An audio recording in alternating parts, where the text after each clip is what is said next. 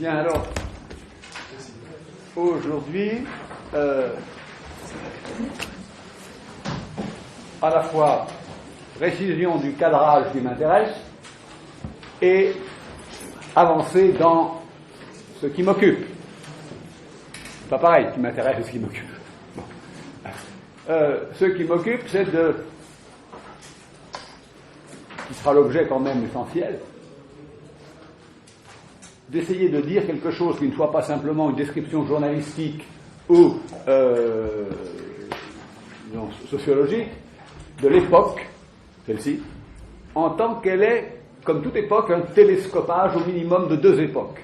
Et c'est le télescopage qui fait époque. Bon. Ce qui fait que dans une époque, on est à la fois bien et pas bien. Bon. Il y a un malaise nécessaire. Bon. Je prends le mot époque parce qu'il a quand même une dignité philosophique, puisque époquet, c'est le même mot que Husserl, bon, même si ça n'a pas un grand rapport dans le fond.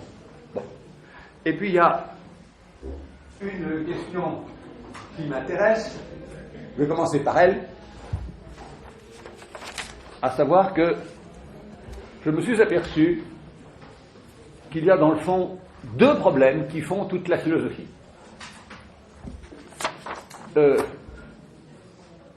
Deux problèmes qui font quasiment tout le contenu. Il y en a.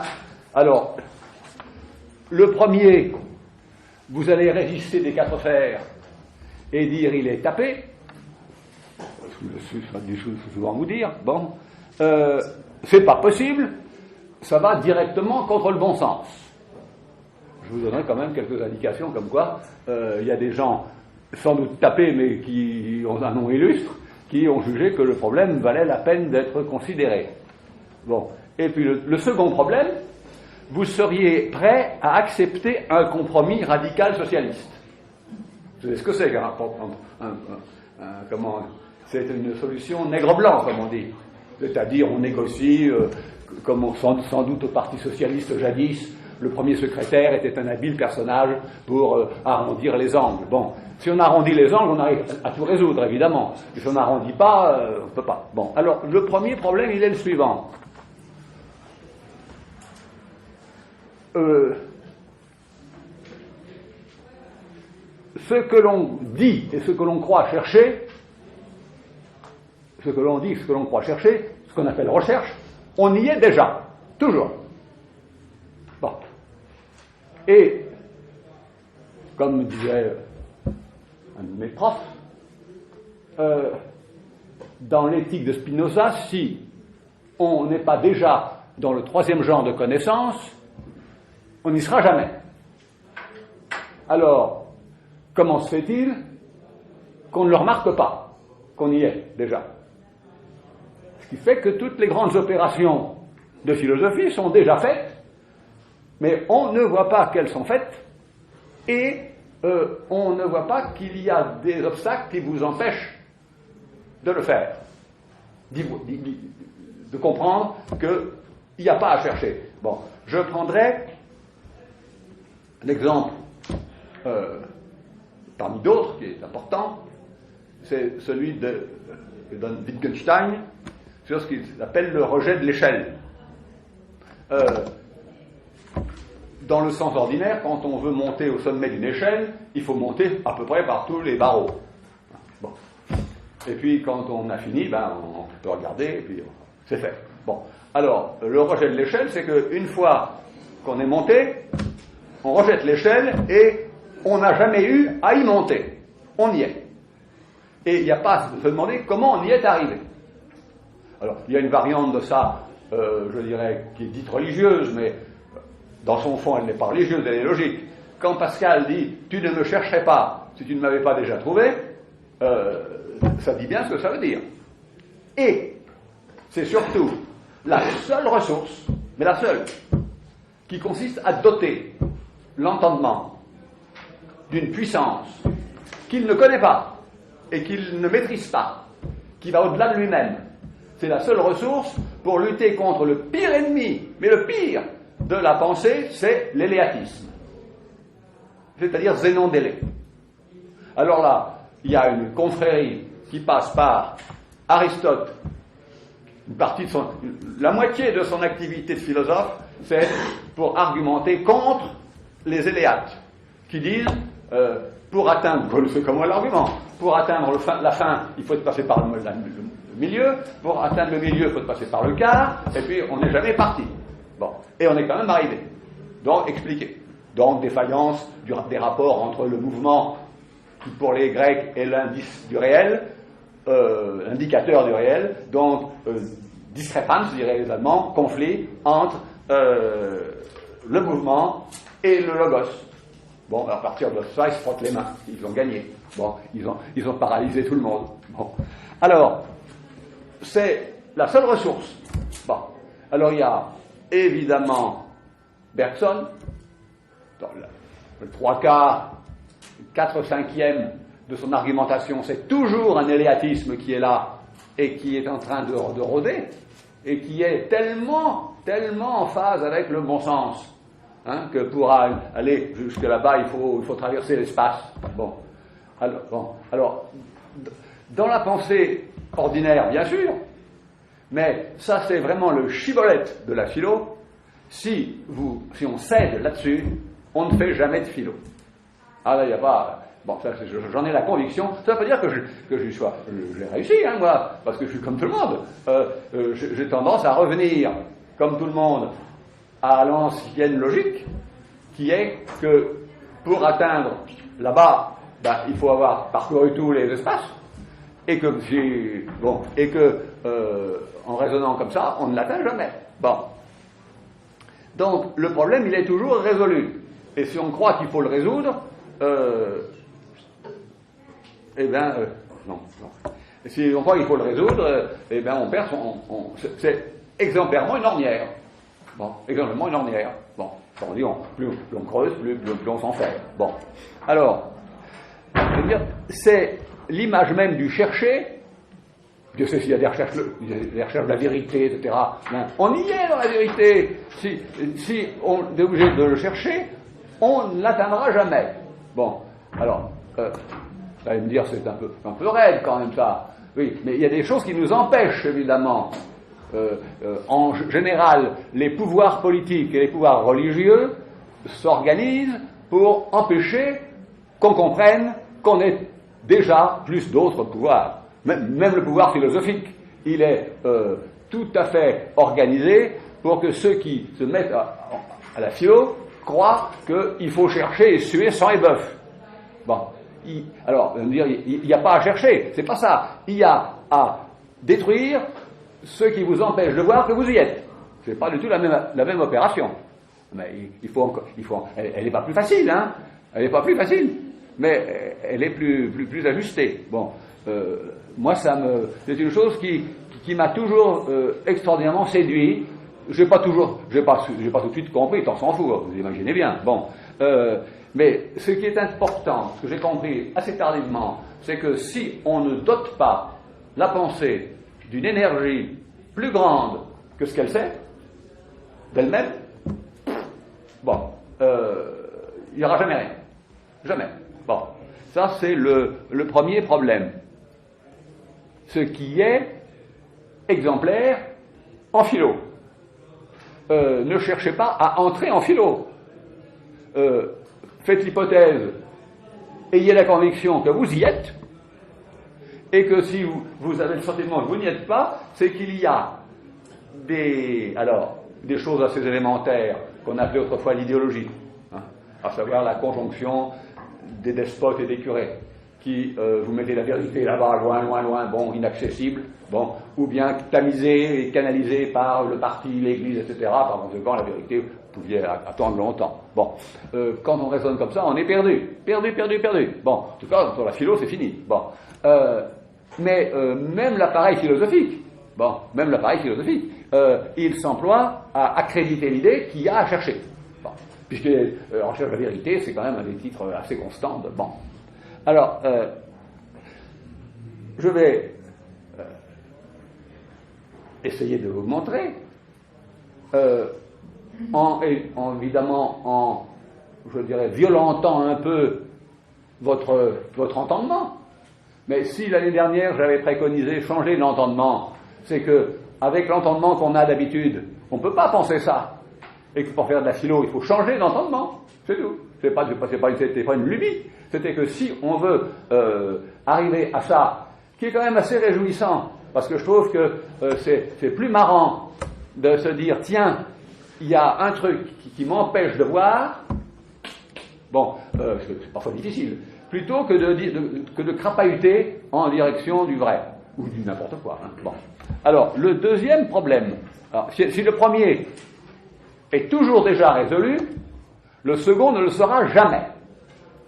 Ah, c'est facile à retenir, ça. Bon, c'est à retenir. Alors, ce second problème, il m'a toujours aussi fasciné. Je vais commencer par un exemple, et puis ensuite je prendrai la logique du problème. Vous connaissez tous la recherche du temps perdu.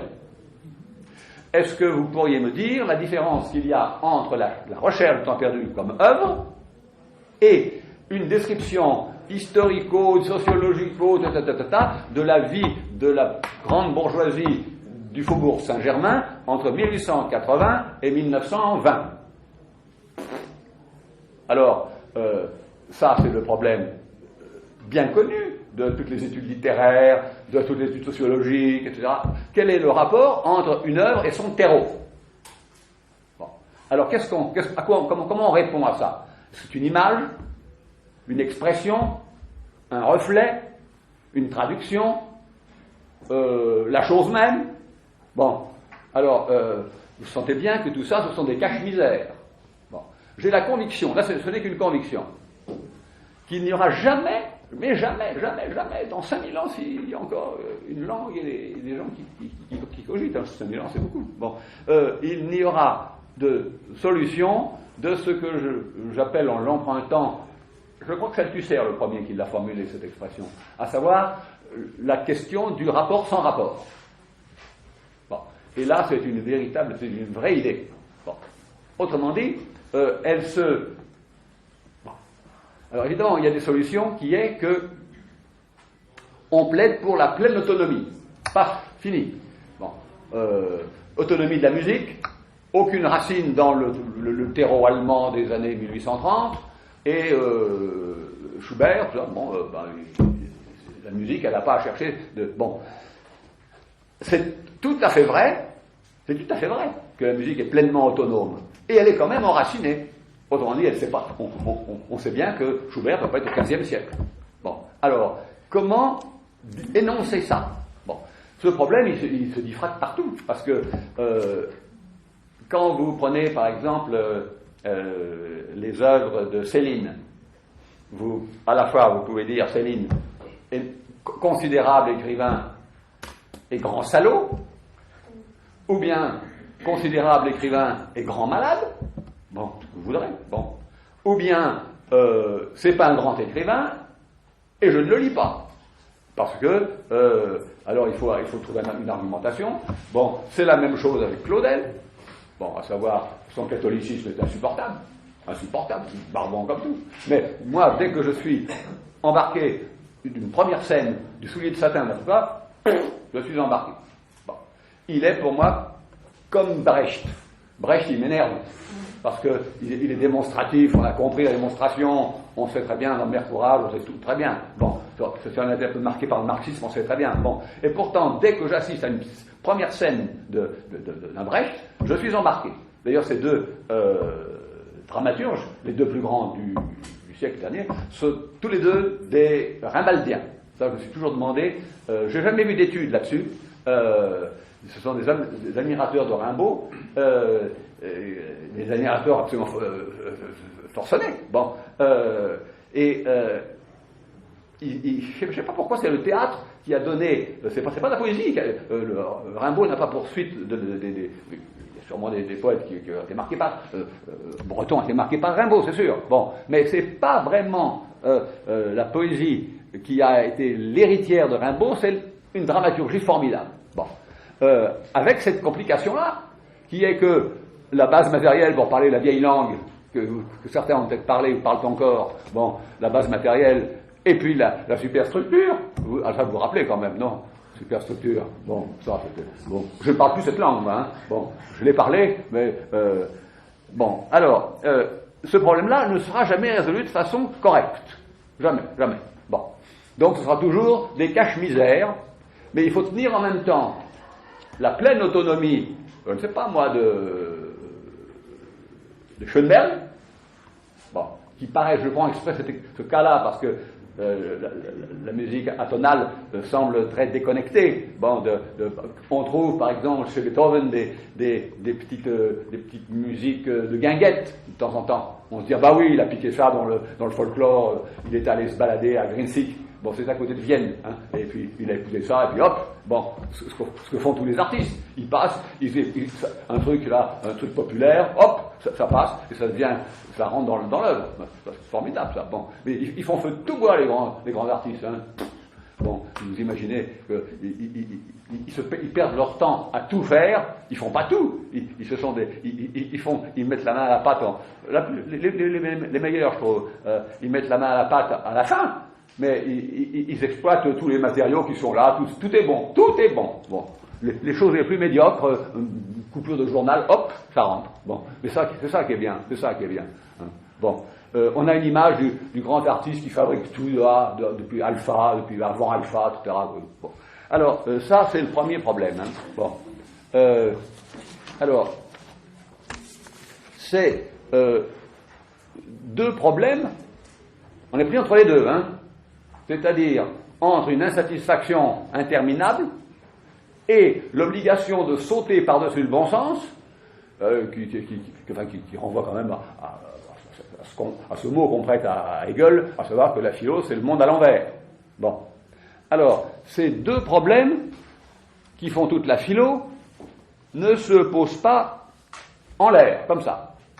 Mais à propos du rapport bon ou mauvais, ça dépend, qu'on est en droit d'attendre avec l'époque. Bon. À savoir que on est dans l'époque.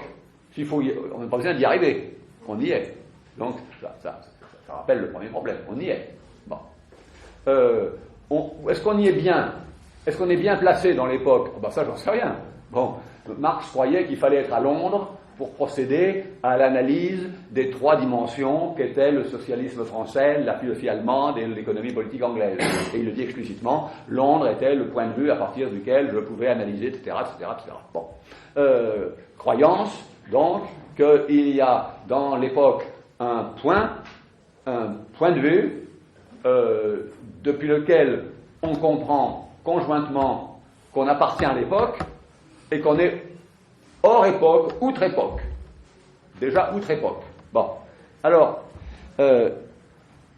qu'est-ce qui est caractéristique d'une époque, au sens où j'en suis en ce moment? C'est l'antagonisme de deux temporalités. Bon, en principe, il n'y en a pas deux. Hein. Il ne devrait y en avoir qu'une. Bon, celle que nous connaissons, que nous croyons connaître, et que nous décrivons comme un flux, comme un courant. Bon, mauvaise métaphore, dit Bergson, très mauvaise métaphore que reprend Husserl, bon, qu'il retravaille énormément, bon, très difficile, vous savez, le temps. Bon. Alors, mais il y a en gros quand même deux temporalités. L'une qui privilégie le flux, c'est-à-dire que ce qui est là était déjà là, mais pas complètement, et sera autrement la minute d'après. Donc, transformation de ça. Bon, le temps que nous connaissons. Bon. Et puis, l'autre temps que nous connaissons aussi, qui est le temps qu'on appelle l'événement aujourd'hui. Beaucoup. Bon, tous les gens parlent de l'événement, qui n'arrive pas d'ailleurs. Bon, ça c'est autre chose, ça. Bon, ce qui arrive, il arrive des événements, mais c'est pas ce qu'on voudrait. Alors, évidemment. Bon, mais ça, un événement, il comprenez bien, il n'est pas chargé d'obéir à notre attente. Hein. Bon, il arrive. Bon, il y a sans doute de l'événement. Bon, parce que fatalement, c'est-à-dire quoi? De la cassure dans le flux, et ça repart. Bon, ça repart. Mais ça repart comme ça veut. Hein. Bon, une pleine liberté, bon, une pleine indépendance. Disons, des processus. Bon, ça, moi, je suis très, très sensible au fait que, sous le nom de nécessité, les anciens, les Grecs, les anciens, sous le nom de nécessité, qualifiaient la parfaite indifférence de ce qui arrive à ce qu'on attend. Bon, parfaite indifférence. Bon, alors de temps en temps, ils font des entorses quand ils mêlent un peu de mythologie et ils tournent un peu le temps pour que le temps vous paraisse arriver à point nommé, mais c'est pas fréquent. Bon, alors, je dirais ceci. Dans une époque, c'est-à-dire, je donne une première, j'ai déjà donné une première définition, mais je la donne, c'est l'espace de temporalité pendant lequel le temps reste la même irréalité tout le temps. Vous voyez bien. Bon, ce qui fait que dans une époque, tous les événements ont une même coloration. Et si nous étions très perspicaces, nous pourrions, d'ailleurs c'est ce que font les historiens, montrer que la politique de Guizot sous comment il s'appelle déjà, Louis-Philippe, bon, n'est pas sans rapport avec la mode féminine des années 1848, 45, 40. Bon, ça c'est vous savez bien que dans cette école, on a énormément pratiqué ce genre de jeu, à savoir les historiens, montrer qu'il y avait une connexion entre, c'était hérité ça quand même d'un certain type de marxisme, à savoir qu'il y avait une correspondance, toujours à inventer, entre, dans le cadre qui caractérise l'époque, de ce qui se passe en matière économique et de ce qui se passe en matière picturale. Bon. Ça, c'est pas si évident. Alors, aujourd'hui, on a l'impression qu'on pourrait le dire. C'est vrai qu'il y a une corrélation entre la circulation, le transit monétaire, financier, financier, illocal, trafic, transfert, je sais pas comment dire. Il y a du trafic aujourd'hui. On sait pas où c'est. Bon, et alors, on me disait, là, les gens qui sont de ce métier, qu'il y a je crois que c'est à Genève et quelque part aussi, dans un des grands aéroports de ces deux villes, des caissons, d'énormes caissons, où les hommes d'affaires achètent des œuvres d'art qu'ils n'ont jamais vues, et qui sont du capital, qu'ils vendent, qui va circuler comme ça, ils n'ont jamais vu, ils s'en tapent complètement, que ce soit Courbet, le Renoir, tout ça, tout ça est totalement dévalué par rapport à une espèce de critériologie, disons, plastique et esthétique, mais c'est simplement un placement temporaire. Et on me disait que pas bête, Jeff Koons, que vous connaissez, lui, il achète des Courbet. Pas idiot, lui. Un homme d'affaires qui se dit, dans le fond, tout ça, ça va faire une bulle rapidement. Il n'a pas tort, sans doute.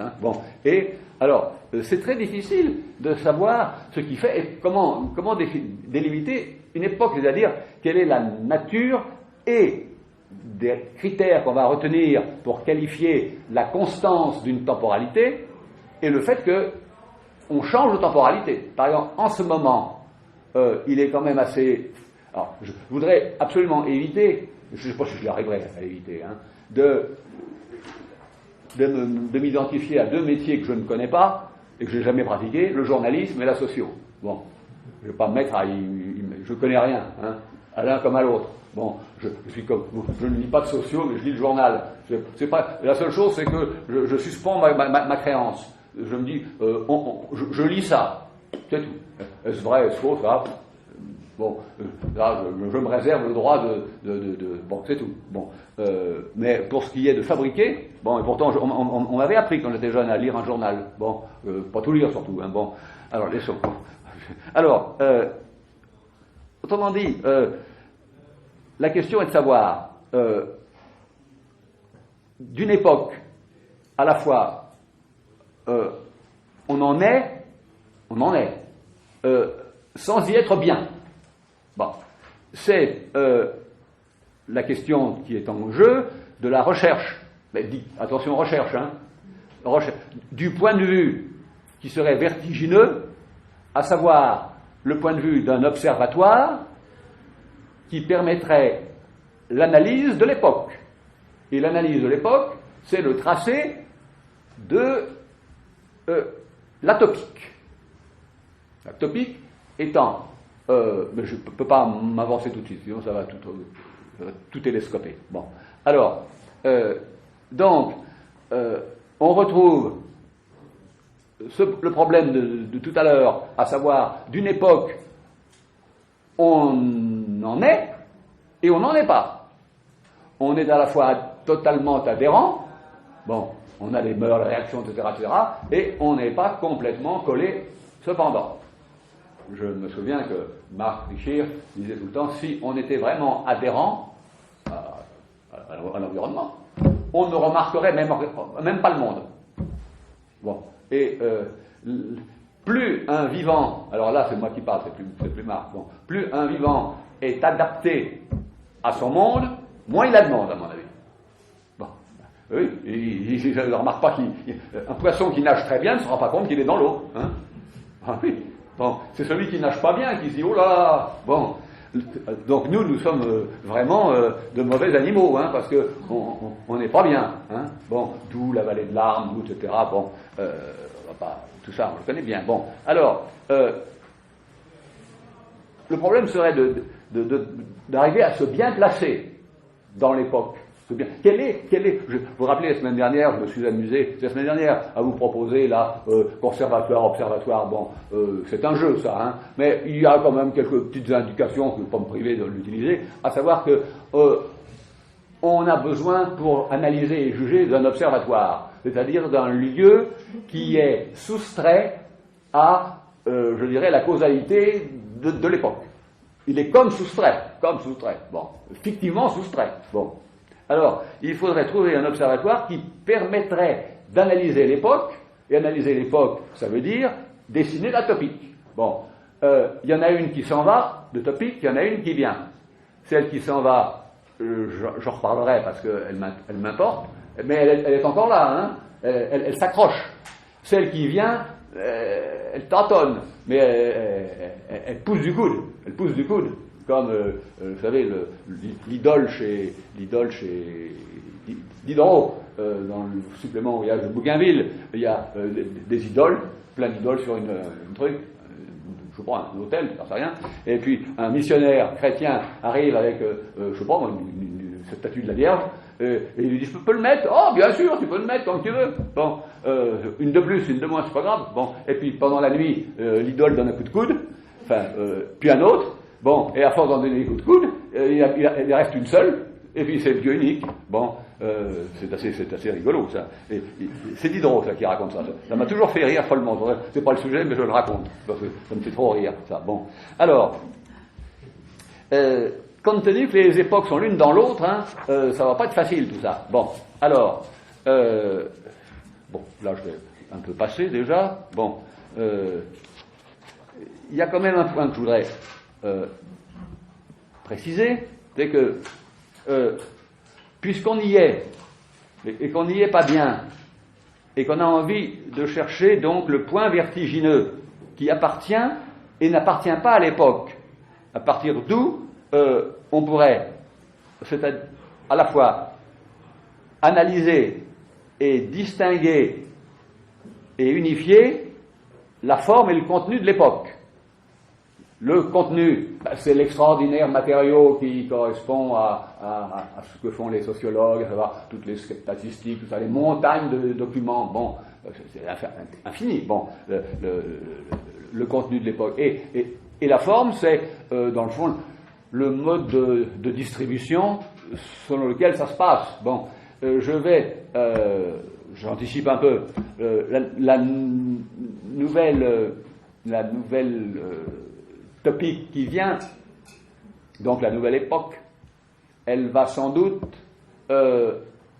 puisqu'elle ne veut plus entendre parler de transcendance, d'espérance, de patience, d'endurance, je peux continuer, j'en ai comme ça dans nos mouvements, tout ça, de providence, pas de providence. Hein. Bon, ça, on est servi. Hein. Bon, donc, providence est l'ancien mot pour un mot qui est devenu plus courant aujourd'hui, mais qui est le sens. Hein. Bon, quand on attend du sens, c'est la même chose que espérer que la providence va diriger les choses. Bon, alors, d'une certaine façon, j'ai l'impression que la topique qui vient, ce sont des strates, c'est stratifié. C'est comme du stratifié, vous savez, c'est la parquet, on avait du stratifié, je crois. Hein. Bon, du stratifié, bon. Et les strates sont indépendants. C'est féminin, les strates, non? Hein, féminin, hein? Oui, hein, pas un strate, non, une strate. Bon, les strates sont indépendantes. Bon, elles ne sont pas physiquement réelles. Bon, alors je donnerai quelques exemples de strates. Bon, et on est sur l'une ou sur l'autre. On n'est pas sur les deux en même temps. Bon, et toute strate vaut pour les autres. Bon, c'est-à-dire que si vous êtes sur celle-là, ben c'est très bien, restez-y. Bon, alors c'est assez, bon, peut-être que vous ne comprenez pas encore, mais vous comprendrez, mais c'est très différent de la topique qui était avant, qui était un paysage, hein, c'est un paysage, on se promenait dans l'ancienne topique, qui est quand même bien représentée par la perspective, disons, renaissante. On se promène, c'est-à-dire que on marche vers l'horizon, on a dans le dos, ben ça dépend qui, ça dépend quoi. On peut voir beaucoup de gens dans le dos, hein. Bon, des fois, si on est Buster Keaton, ben, on a une manifestation. Vous vous rappelez peut-être ce film? Bon, ben oui, il a un chiffon rouge par hasard, je sais pas pourquoi. Il fait ça, bon, et puis il y a une manif qui a lieu, et puis il se trouve à la tête de la manif. Bon, alors c'est probablement drôle. Bon, les Américains avaient un génie du gag, c'était pas bon. Et alors, bon, ça, je sais pas, on peut multiplier les exemples. Hein. Bon, alors, je voudrais insister simplement sur le fait que, pas plus qu'on ne peut résoudre le problème comment une œuvre appartient ou n'appartient pas aux conditions qui l'ont fait apparaître. Bon, de la même façon, nous appartenons et nous n'appartenons pas à notre époque. Bon, c'est obligatoire. Bon, c'est-à-dire que nous avons plusieurs temporalités. Bon, alors non seulement les deux temporalités qui se télescopent, plus certainement d'autres encore. Bon, alors ça c'est quand même très amusant. Bon, alors je continue. Voilà. Bon, alors il y a un problème que je pose qui est d'ordre des problèmes. Est-ce qu'il faut d'abord plutôt appartenir adéquatement à l'époque? Le problème, est-ce qu'il faut plutôt d'abord, est-ce qu'il faut plutôt appartenir adéquatement à l'époque, c'est-à-dire avoir trouvé le lieu depuis lequel on peut analyser les strates dont je vous parle. Bon, compte tenu qu'il ne faut pas qu'elles se touchent, ces strates, il ne faut pas qu'elles se collent, sinon ça fait des embarras là, bon, on verra peut-être. Bon. Ou bien est-ce qu'il faut plutôt effectuer d'emblée, d'abord, une mise entre parenthèses de l'époque? Quelle est la première des deux tâches? Les deux tâches étant philosophiques. Alors, la première s'appelle Marx, la seconde s'appelle Husserl. Bon. Or, vous savez très bien que, à la sortie de la guerre, 45, être philosophe, et ça jusqu'en 60, être philosophe c'était ça, sinon on faisait autre chose. Bon. C'était tenir en même temps Husserl, c'est-à-dire la suspension de la thèse du monde. Bon, c'est-à-dire que on suspend l'adhésion, on suspend. Bon, c'est-à-dire que c'est assez compliqué à effectuer. Hein. Bon, surtout que c'est pas à effectuer, puisque d'après la première phrase que vous dites, c'est déjà effectué. Bon, donc comment bien se mettre dans un truc qu'on n'a pas effectué soi-même? C'est un peu comme le péché originel, ça. On est dedans sans savoir comment on s'y trouve. Hein. Ben oui, vous avez remarqué, c'est quand même le catholicisme l'accepte comme ça, mais c'est quand même raide. Le péché originel, on vous y met dedans, paf, et on vous demande pas votre avis. Bon, et puis voilà, vous êtes embarqué pour le reste de vos jours avec un handicap. Ben oui, c'est vrai quand même. Ça vous fait rire, parce que mais, c'est quand même terrible pour les gens qui sont là-dedans. C'est qu'ils, toute leur vie, ils claudiquent. Hein. Ben oui, bon. Ou bien alors, Marx, bon, ou bien Husserl. Alors, tous les gens qui, je vois, Sartre, Merleau, Franck Tao, et puis des gens moins connus, bon, étaient nécessairement des gens qui tenaient les deux trucs, et qui tentaient toujours, évidemment, c'était de la folie, ça. Même c'est ça, c'est de la folie de vouloir essayer ça c'est un mauvaise influence de la philo universitaire, très mauvaise influence, même chez Merleau, bon. Pourtant, on m'a dit que j'étais trop sévère sur Merleau. Bon, pourtant je l'aime beaucoup, mais qui aime bien châtie bien. Hein, bon, de temps en temps, je trouve qu'il est emporté par, je dirais, la facilité de l'image. Bon, mais il a l'image quand même, ce qui est déjà beaucoup. C'est très bien. Bon, et puis il a le sens qu'il y a des choses incompatibles. Il faut bien que les incompatibles se nouent entre eux. Ça, c'est un vrai philosophe. Hein, il n'y a pas de tortiller. Sartre, je pense comment il fait.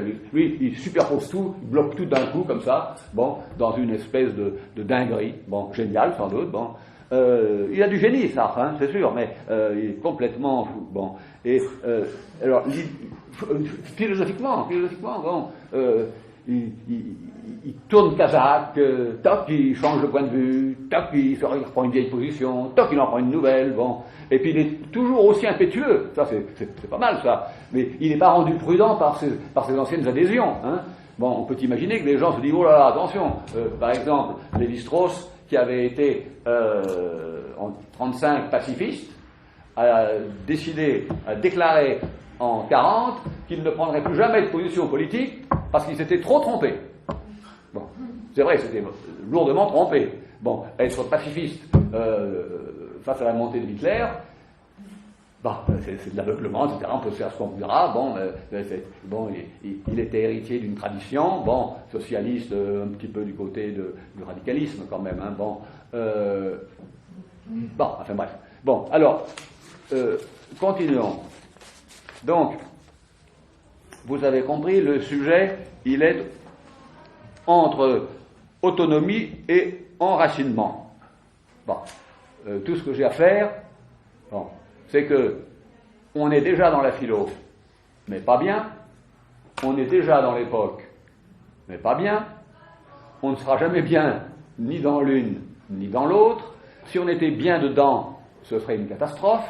Donc, malaise, pas grave. Bon, il faut s'y faire. Bon, l'intéressant est que, alors, ce que je ne sais pas, point d'interrogation, je ne sais pas, s'il y a deux problèmes ou un seul sous deux points de vue, à savoir celui d'être dans la philo ou d'être dans l'époque. Je ne sais pas s'il y a deux problèmes. Bon, pour Marx, il n'y en avait qu'un seul.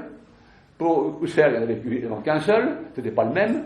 Bon, quand on était dans la réduction et dans la position d'occuper la conscience constituante, etc., bon, oui, on avait une position, je dirais, formidable. Bon, tout à fait formidable. Bon, est-ce qu'elle était tenable? Alors, Husserl pensait, sans doute, que il n'aurait pas accepté l'axiome numéro 1 que j'énonçais ici, à savoir qu'on y est déjà. Bon, il a tellement remis le métier sur le travail, sur l'établi, que le travail sur le métier, bon,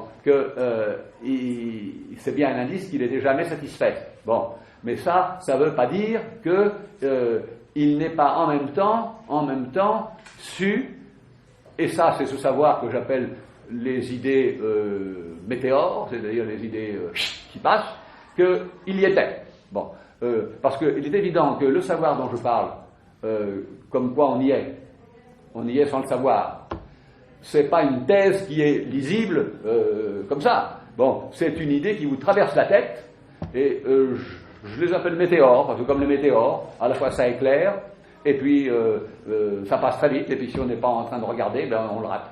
Bon,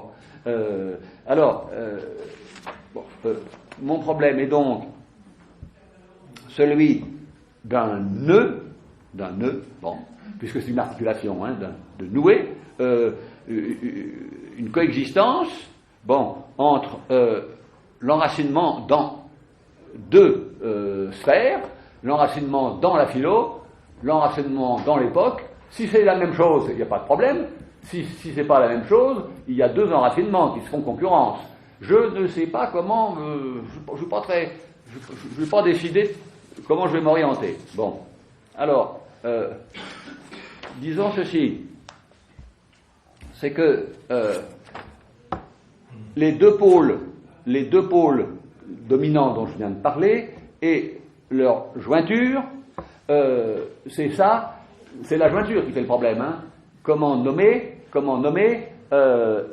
et la jointure entre la philo et l'époque, et la jointure dans l'époque entre l'appartenance et la non-appartenance, et dans la philo et dans l'époque. Donc le problème, il se diffracte de tous côtés. Hein. Bon, c'est le même problème qui passe au carré. Bon, et c'est quand même ça, c'est un peu... Pour moi, c'est à la fois jubilatoire et difficile. Bon, alors évidemment, d'abord ça contredit évidemment l'idée qu'il y a du résultat, hein, évidemment. Comment ça se fait? Alors, quand Hegel dit à la fin de la phénoménologie, résultat, etc., bon, je ne vais pas en revenir sur la doctrine, bon, le résultat c'est le commencement en tant que plus riche, bon, et qui s'est enrichi par sa disparition, sa négation, etc. Bon, mais ça c'est une variante de la même chose, hein, bon, à savoir que, alors évidemment, le problème quand on est hegelien, c'est de se déprendre au plus vite de l'imaginaire, de trouver le point virtuel d'où l'on voit tout. On a du mal à se déprendre de ça. Voilà. Vous savez, c'est ce problème, où est-ce qu'au théâtre il faut se mettre pour bien voir, hein? Bon, Pascal en parle très bien de ça, mais si vous êtes au premier rang, on n'est pas bien au théâtre, on n'est pas bien. Bon, tout au fond, c'est une petite vignette, bon, on n'est pas bien non plus. À quelle distance l'acteur et le personnage oscillent. C'est pour ça que moi je cherche l'endroit où l'acteur que je connais disparaît au profit d'Hamlet. Bon, alors où est-ce qu'il faut se mettre pour que s'effectue cette disparition-là? Bon, alors, on n'a pas toujours le choix au théâtre, mais quand on a le choix, c'est difficile. Bon, je me souviens d'avoir assisté à un Othello où ça se jouait, mettons comme ça. Les spectateurs étaient comme vous êtes, comme nous sommes, et puis les acteurs étaient là. Alors c'est étrange de voir simultanément quelqu'un qu'on connaît, parce que je connaissais bon. Et puis Othello. Bon, et c'était une remarquable représentation, une plus belle Othello que j'ai vue. Bon, mais voir ce Maure qu'on connaît, qui est à la fois l'homme que vous connaissez et puis le personnage que vous ne connaissez pas, hein, et qui est bon. Husserl en parle très bien de tout ça, très bien. Bon, ça c'est le même problème tout ça, hein. Bon, où est-ce qu'il faut se mettre? Alors, quand on est hegelien, il faut se déprendre de ça. Bon, mais c'est aussi difficile de s'y mettre à quelque chose que de se déprendre. Hein. Donc, maintenant, alors, la question qui va venir, c'est quand je parle de la philo. Bon, j'en parle à la fois techniquement. Hein. C'est pas une vague démarche qui englobe et qui explique vaguement comment ça se passe en ce moment, pas bien, le bonheur, où est-ce qu'il est, il faut le chercher. Ben non, il faut pas le chercher, le bonheur. Ah, on y est, bon, on ne voyait pas bien. Bon, ben oui, on voyait ça, sûrement qu'on ne voyait pas bien qu'on y était. Bon, ben, il est évident que si on dit ça, qu'on y est dans le bonheur, mais qu'on ne le voit pas, les gens vont vous écharper. Hein. Non seulement on va faire rire de soi, on va se faire écharper. Bon, il est au contraire une conquête interminable, comme la Napurna. Bon, comme on dit, l'idée de conquête, si vous la supprimez, si vous supprimez dans la pensée occidentale de l'idée qu'elle doit conquérir, elle est foutue. Hein, elle est foutue. Bon, je pense qu'il y a des sociétés ou des cultures qui doivent mieux comprendre qu'on y est déjà. Je suis certain, je ne le sais pas, je suis certain qu'il y a des cultures qui comprennent tout de suite qu'on y est déjà. Bon, que c'est pas un passage, que c'est pas une première préfiguration, que c'est ça. Bon, la nôtre, c'est si on ne conquiert pas, alors évidemment la conquête va de pair avec la destruction, bon, totale peut-être, bon, et puis alors quoi après, ben je sais pas, une régénérescence, on attend un Dieu qui ressuscite tout ça, bon, après, bon, on sent bien que l'Occident a fait prévaloir un modèle de la recherche, bon, alors je pense que les plus idiots les Européens les plus idiots diront qu'il y a des cultures qui ne sont pas bonnes pour la recherche. J'en suis sûr. Ben oui, évidemment. Puisque nous, on serait bon pour la recherche, nous, Européens, on serait bon pour la recherche parce qu'on a originairement le sentiment qu'on n'est pas dedans et qu'il faut y arriver. Bon, mais si vous avez une culture où on vous dit, mais pas la peine de chercher, on les appelle des paresseux, ces gens-là. Aujourd'hui, politiquement correct, on ne dit plus ça, mais on aurait dit ça au XIXe siècle. C'était des cultures paresseuses. Elles ne cherchaient pas à se faire la guerre, mais ce n'était pas une guerre de conquête, c'était une guerre comme ça de symbolique. Bon, alors, ce que j'appelle philo, c'est tout à fait. Alors, je vais dire, bon, ça suffit. Là, vous avez compris. Bon, je passe parce que bon, avant on me disait on m'a dit que je disais trop, je passe. Alors je passe sans le dire. Bon, mais ça occupe le temps, c'est tout. Ça occupe le temps. Bon, alors il est évident que ce que je fais là est directement la suite de ce que je faisais l'année dernière quand je parlais de changer d'entendement. Mais je ne le savais pas. Je ne savais pas que cette année, je parlerais de ça, de ce dont je parle, et je parlais de changer d'entendement avant que j'en ai besoin. Ce qui confirme ce qui m'intéresse, à savoir qu'il y a dans le pensée une énergie anonyme qui, malgré vous, qui opère et qui vous oriente vers vous ne savez pas quoi. Bon, si vous le savez, ça n'a pas d'intérêt. Bon, et par conséquent, cette énergie, c'est elle le pensée. Bon, et ce que j'appelle les idées météores, c'est un travail que j'aimerais vous soumettre, ça. Bon, si ça vous amuse, de chercher dans les grandes pensées, au sens alors là universitaire, c'est-à-dire Plotin, etc. Bon, chercher qu'est-ce qu'il y a comme idée qui n'a pas eu le temps de prendre comme signification, qui est tellement rapide que et qui alimente toutes les significations qui sont explicites. Alors, je vais vous donner un exemple. Chez Plotin, vous pouvez suivre l'enchaînement. Bon. Hegel disait, Plotin c'est Barban, c'est toujours pareil, tous les traités c'est pareil, on part du multiple et on se dirige vers l'un et l'au-delà de l'un, et puis voilà, vers le bien, patata, patata, toujours pareil, puis on arrive au même endroit. Bon, ça l'énervait. Bon. Mais il y a une chose qu'il faut bien voir, c'est que à toute allure, traverse dans Plotin quelque chose qui n'a même pas le temps de prendre le corps comme un énoncé, à savoir, c'est le sans forme qui est la source de tout. C'est-à-dire que c'est le sans forme. Bon, la forme, on comprend. Bon, le sans forme, on ne le comprenait que quand on avait d'abord donné la forme. Le sans forme, c'était la matière chez Aristote. Mais ça, d'accord. Mais que le sans forme soit seul et premier, bon, ça c'est bon.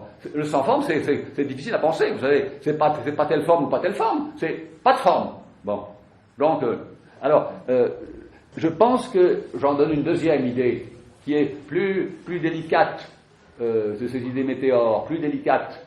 Il est évident, que pour moi, que une philosophie qui n'est pas traversée par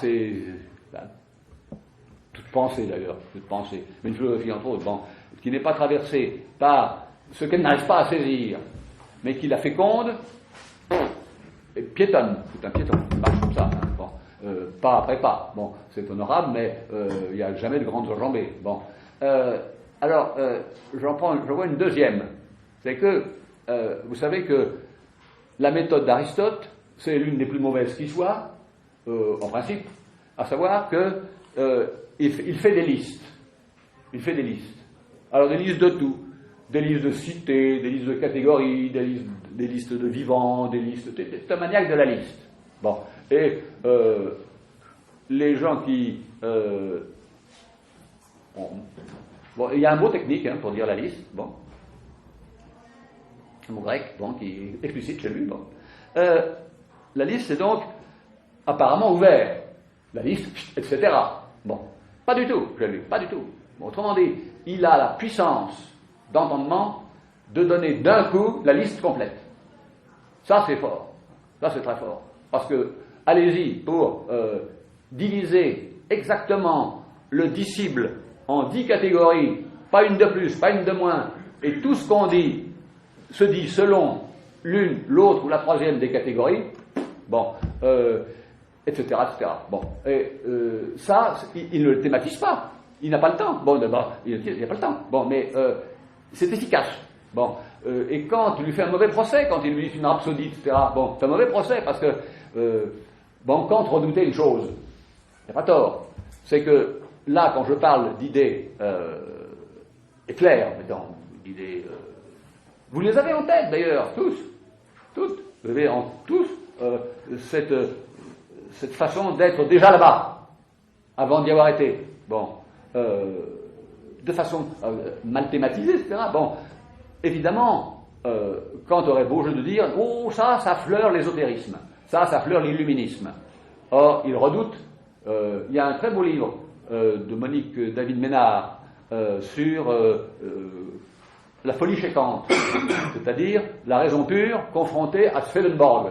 Swedenborg, c'est un tapé de première, c'est un Suédois qui construit des mondes avec des...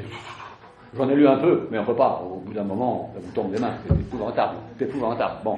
Mais quand on dit la métaphysique est à deux doigts d'être illuministe. Bon. Mais si on accepte des idées météores, alors là, on risque l'illuminisme. C'est vrai. Bon. Mais il y a quelqu'un qui en a à foison des idées météores, c'est Rimbaud. Bon. Pour moi, Rimbaud est, avant d'être un peu importe, mais c'est un immense philosophe. Bon. Immense philosophe. Bon. D'ailleurs, je ne suis pas le premier à le dire. Hein. Bon. Outre, bon, qu'il ne le sait pas, il ne le sait pas, bon, mais c'est pas grave, il est en plein dedans, il est extraordinairement, je dirais, anticipant, bon, c'est-à-dire qu'il est déjà là-bas, bon, mais quand il devient un piéton minable, c'est-à-dire quand il va dans le Harare faire du commerce, il redevient un simple Pékin, et c'est un piéton qui n'est pas très bon. Bon, moi, j'ai lu, comme tout le monde, qu'il n'était pas bon dans les affaires, dans le fond. C'était pas bon. Il voulait faire des affaires, mais il se faisait rouler, il n'était pas bon du tout. Bon. Et puis il ne voulait plus rien savoir vous savez bien ça, des poèmes. Bon, plus rien savoir. Bon. Mais il y a quelque chose de fantastique. Alors, il faudra que je trouve dans Rimbaud quelles sont les idées météores les plus fortes. Il y en a une qui est intéressante, c'est toutes les indications qu'il donne sur l'arc-en-ciel. Bon, j'ai travaillé autrefois là-dessus. Bon, et l'arc-en-ciel, il est d'un seul coup partout. Bon, et c'est une décomposition des couleurs, l'arc-en-ciel. Hein. Rapidement, si vous avez un prisme, vous décomposez les couleurs. Bon, et bien, elle se décompose devant vous. Bon, et vous savez qu'il y a une légende allemande qui dit qu'au pied de l'arc-en-ciel, quand l'arc-en-ciel touche la terre, il y a une coupe d'or. Évidemment, les gens vont la chercher. Bon, bêtise, si j'avais suivi ce que j'ai raconté, il n'irait pas. Il ne faut pas y aller. Bon, il n'y a pas de coupe d'or, c'est évident. La coupe d'or, c'est évidemment le mouvement qui retombe là-bas. Bon, et on ne sait pas très bien quel est ce là-bas. Bon, alors, j'aimerais bien trouver, c'est pas évident quand même, de trouver chez un penseur, ou chez un poète, bon, c'est pas un schéma qui est matriciel, parce que ça, c'est facile, faut le trouver, mais ce qui est difficile, c'est de voir ce que l'écrivain, l'artiste, etc., n'a même pas eu le temps de fixer que c'est déjà passé. C'est-à-dire un temps plus rapide que le temps, qui traverse le temps, un ultra-temps, bon, qui est formidable, bon, et qui est ultra fécond, évidemment, ultra fécond. Bon, on ne peut pas être dessus tout le temps, hein, parce que là, on s'use un petit peu, hein. On est un petit peu... bon, mais, alors, je laisse ça pour le moment, et donc, non, je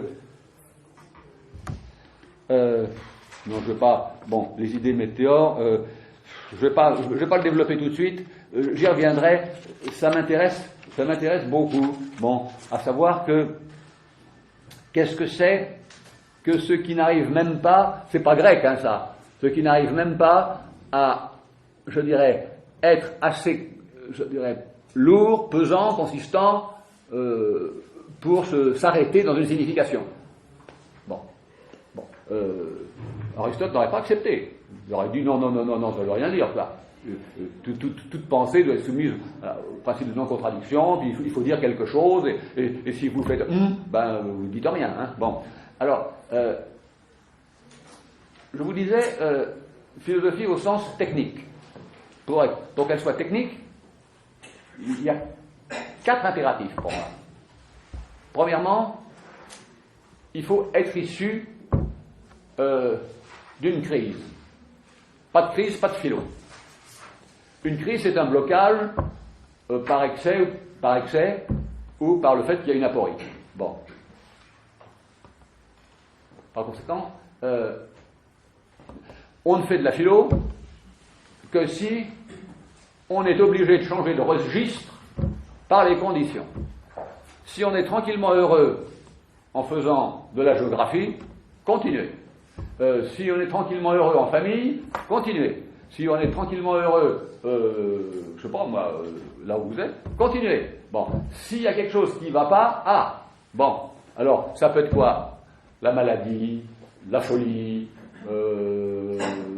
les différentes déviances, les différentes perversions, bon, tout ça, ça vous indique des voies qui ne sont pas officielles, qui ne sont pas recommandées, généralement, bon, mais qui vous ouvrent quelque chose. Bon, alors ça, attention, c'est simple, il ne s'agit pas de fabriquer tout de suite sa philosophie personnelle de sa perversion. Ça n'a aucun intérêt, ça s'en fiche. Bon. Mais ce qui est intéressant, c'est que vous êtes dans un état de crise. Il n'est même pas requis que vous le sachiez. C'est ça qui est très important. Il n'est même pas requis que vous le sachiez. Bon. La deuxième condition, on peut très bien être dans une crise grave et être dans une certaine atonie. Bon. Certains ennui. Bon. Mais tout ça, là, les existentiaux de Heidegger dans Zion Side sont pas... C'est intéressant. Bon. L'ennui, bon, c'est un véritable moteur, vous savez. Bon, c'est un moteur paradoxal, mais c'est un moteur qui ralentit. Bon, qui ralentit tout. Bon. Alors, deuxièmement, enfin, c'est un deuxièmement comme ça, hein. Bon, je mets premièrement, deuxièmement, ça vaut rien. Mais, bon. Deuxièmement, on est immédiatement immergé dans ce qu'on appelle le corpus. Bon, on dit, ne demandez pas comment vous avez fini par comprendre le transcendantal, ou si vous l'avez bien ou mal compris, vous l'avez compris comme vous l'avez compris. Hein. Bon, alors il y a des choses difficiles à comprendre, hein. Le transcendantal, le contrat social, c'est très difficile le contrat. Bon, et chaque philosophie a un point de passage extra dur. Extra dur. Bon, je ne sais pas, il faudrait faire sur chacune, hein. Bon, même celles qui paraissent comme ça, pas trop. Bon, mais il y a toujours. Bon, je sais pas d'avance, hein. Il faut faire le travail. Bon, je l'ai fait sur quelques-uns, mais il faudrait le faire sur des cas nombreux. Bon, mais il y a toujours bon, je pense même dans d'autres champs, comme chez Freud, la pulsion. Bon, la pulsion qui tient une partie de l'édifice. Bon, eh bien, c'est une sorte de mélange de psychique et de somatique. Bon, c'est un monstre. Bon, c'est un monstre. Bon, on ne sait pas le statut auquel qu'on peut lui donner. Bon, bien, toute philosophie et tout système qui comme ça, pas système au sens technique, hein, toute entreprise qui requiert une certaine fécondité exige un passage qu'il faut effectuer à l'aveugle et en force. Bon. Bon, mais ça c'est difficile, hein, difficile. Bon, comment des fois, je sais que je l'ai expliqué de nombreuses fois, mais le contrat social, des fois je ne comprends plus rien. Bon, idem pour, je sais pas moi, la Cosa Sui par exemple. Bon, Spinoza, des fois je ne comprends plus rien. Je sais par cœur, mais par cœur ça ne sert à rien. Bon, etc. Bon, le cogito cartésien, si on ne le respecte pas, c'est du par cœur. Le par cœur, ça ne sert à rien. Bon. Alors, c'est difficile ça, bon, mais il faut pas, là on ne fait pas le malin, on est immergé, alors au gré de ce que vous voulez, et au gré des circonstances. Les uns ce sera Descartes, les autres ce sera Mène de Biran, les autres, bon, ce sera Husserl, les autres ce sera, bon, pas grave ça, bon.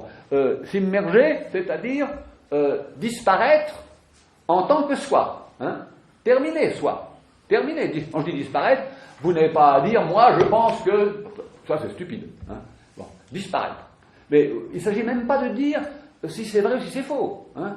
Vous vous immergez dans le discursif kantien. Là, j'ai relu un bon morceau de la raison pure ces temps-ci. Alors, j'étais bien. Bon, sans me demander si c'est vrai ou faux. Bon, ce qui est une mauvaise question. Bon, je lis ça. Des fois je comprends, des fois je comprends plus, des fois je me dis zut, je comprenais mieux autrefois, bon, tant pis, bon. Mais des fois je vois mieux, ah je dis tiens, je l'avais pas vu, bon. Bon, donc une immersion, c'est très précis l'immersion, c'est-à-dire la perte de soi, bon.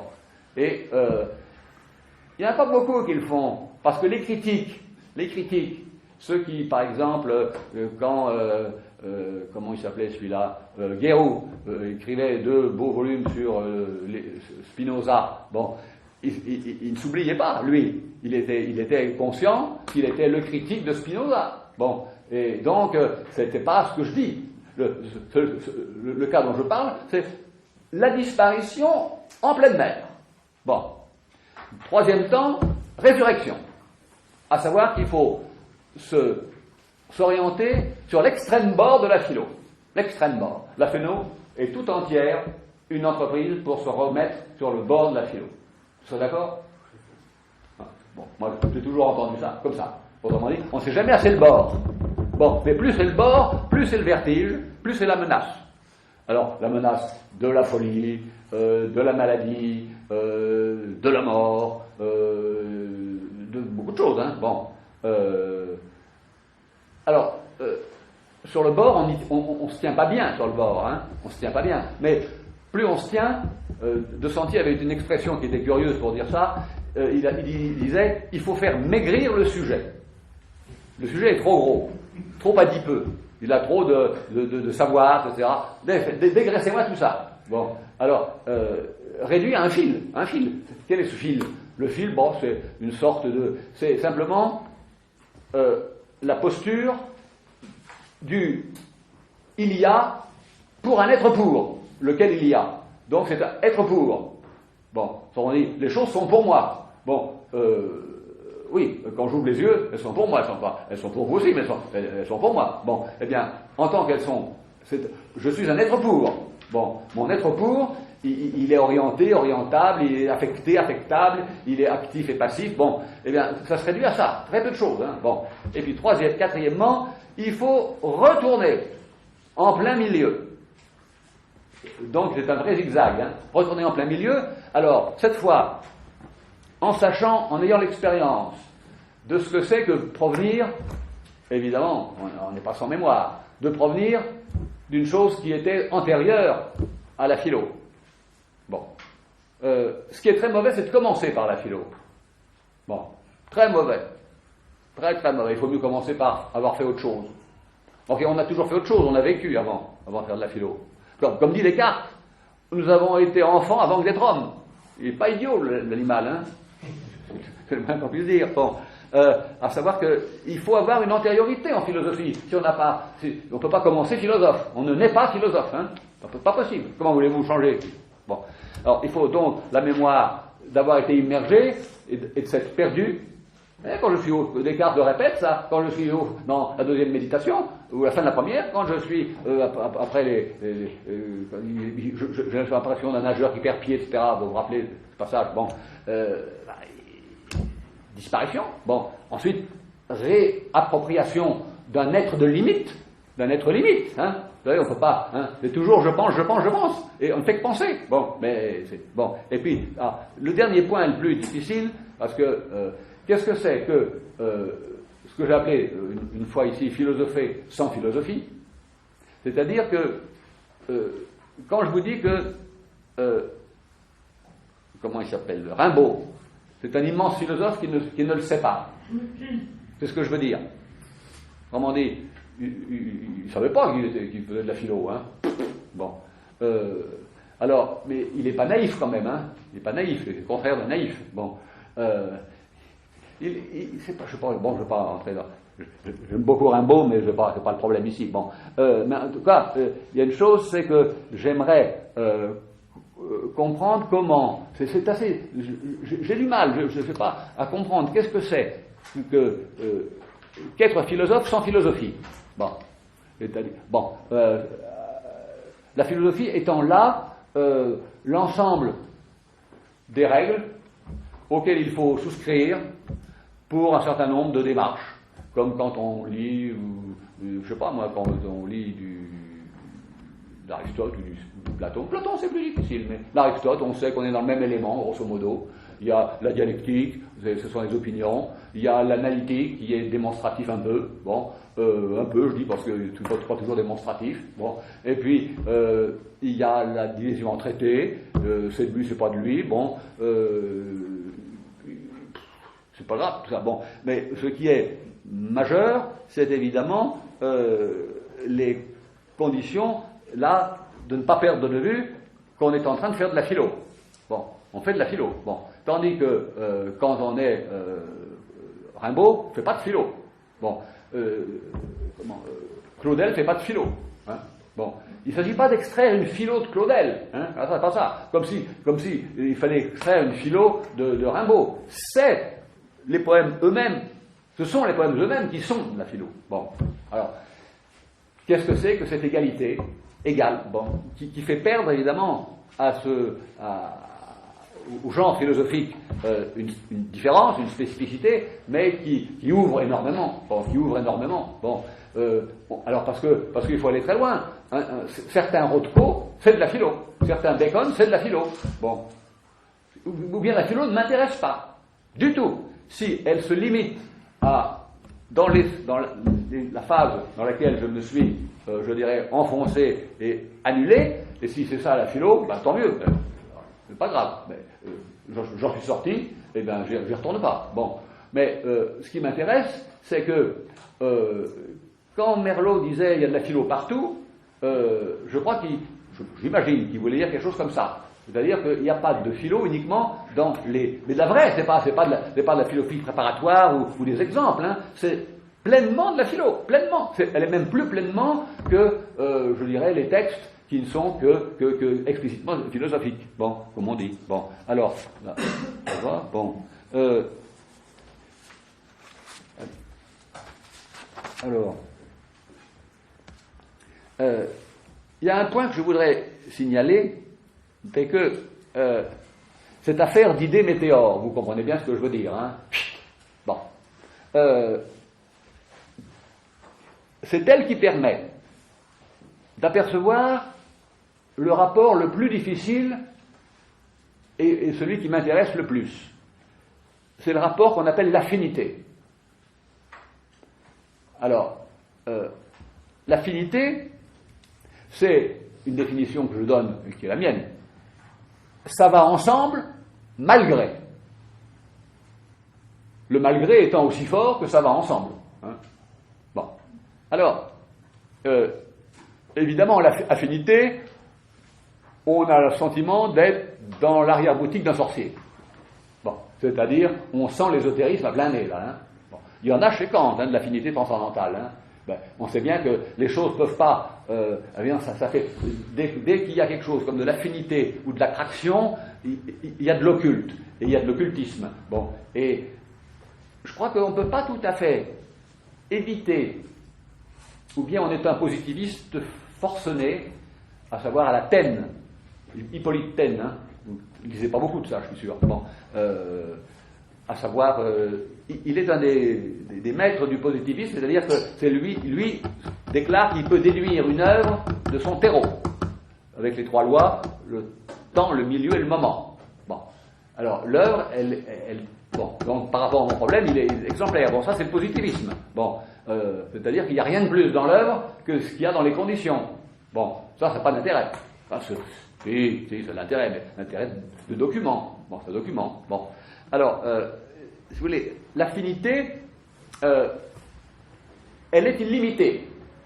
Elle est, je dirais, à la finesse de l'intellection de voir de l'affinité là où vous n'en voyez pas. Bon, c'est donc au plus malin.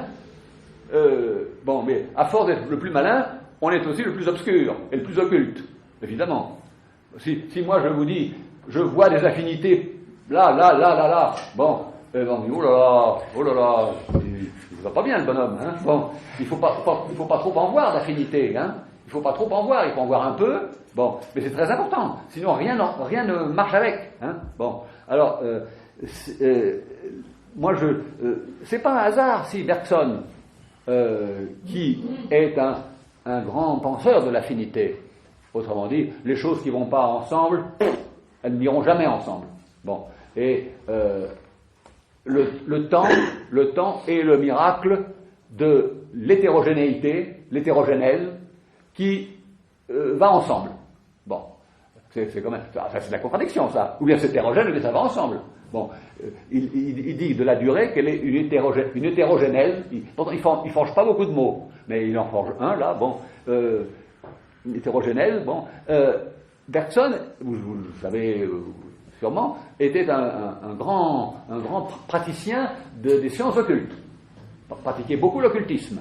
Bon, c'était l'époque, c'est sûr, où on voyait de l'attraction partout, du flux partout, etc. Bon, et c'était pas un rationaliste, lui, hein. Oh là là, ça c'était Brunswick, le rationaliste. Bon, sec, froid, bon, intelligent, bien sûr, mais pas excitant, hein. Bon, pas excitant, Brunswick. Bon, je sais pas si vous avez pratiqué Brunswick.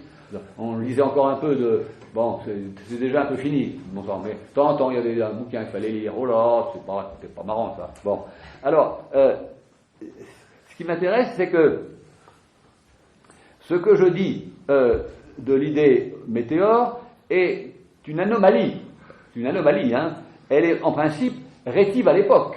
Elle n'arrive pas à s'inscrire dans l'époque. Et elle est en affinité avec. Bon, alors, bon. Comment ? Et je dirais, elle est rétive à se laisser fixer. Bon, je vous le disais ça. Mais si on la fixe, tout est fixe. Bon, si on la fixe, tout est fixe. Et si tout est fixe, plus rien ne bougera jamais, et c'est le triomphe des éléates. Bon, donc il faut de l'affinité. C'est-à-dire, il faut des choses qui n'ont pas de rapport, et qui en ont quand même. Bon, et c'est à votre charge, ça. C'est à votre charge. Et c'est ça qu'on appelle penser. Hein. C'est-à-dire, c'est presque la définition que donne Hegel, hein.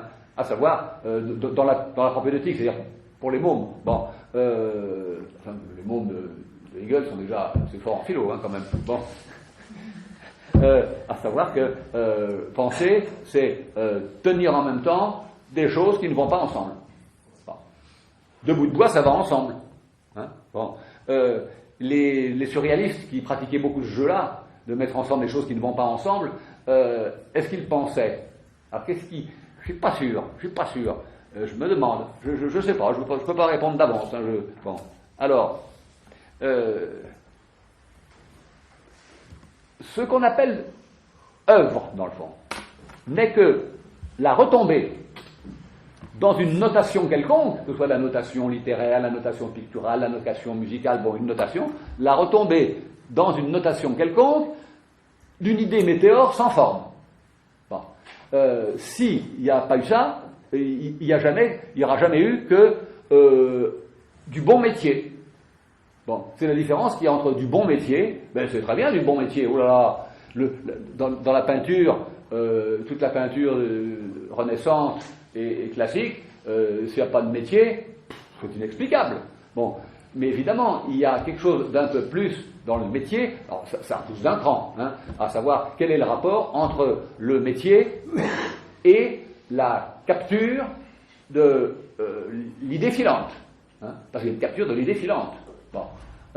Mais c'est à l'opposé de la recherche de l'absolu, ou dans du chef-d'œuvre inconnu. Vous voyez, le chef-d'œuvre inconnu, c'est le tableau qui n'arrive jamais à peindre la peinture. Bon, donc il ne peut pas peindre. Bon, donc c'est la folie pure. Bon, mais c'est formidable, mais c'est la folie pure. Bon, alors on peint, point final. Bon, on peint, point final. Bon,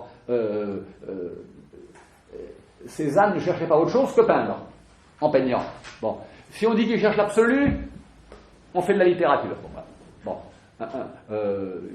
cherche pas autre chose. Bon, quand on dit par exemple que Fra Angelico cherche en peignant à honorer la gloire de Dieu, ben peut-être que son vécu c'était ça, mais en tout cas comme peinture, non, la peinture est bon. Et là on retrouve le problème dont je parlais tout à l'heure. Hein, bon.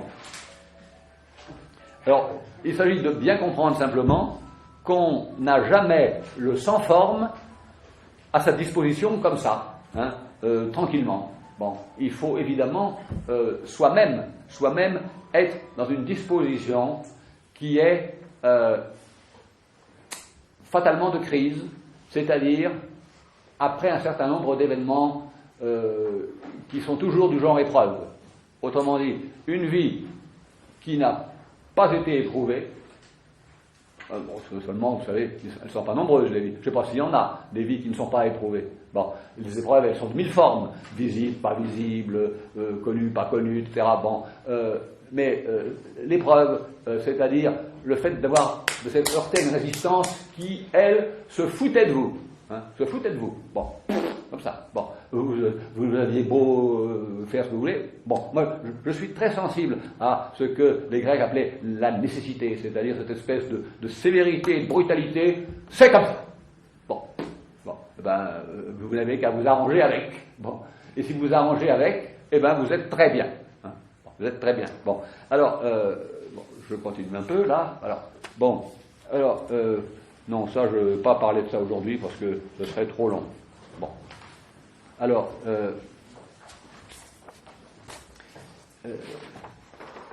je crois que, je notais au passage, que ce serait intéressant d'écrire une histoire des idées météores.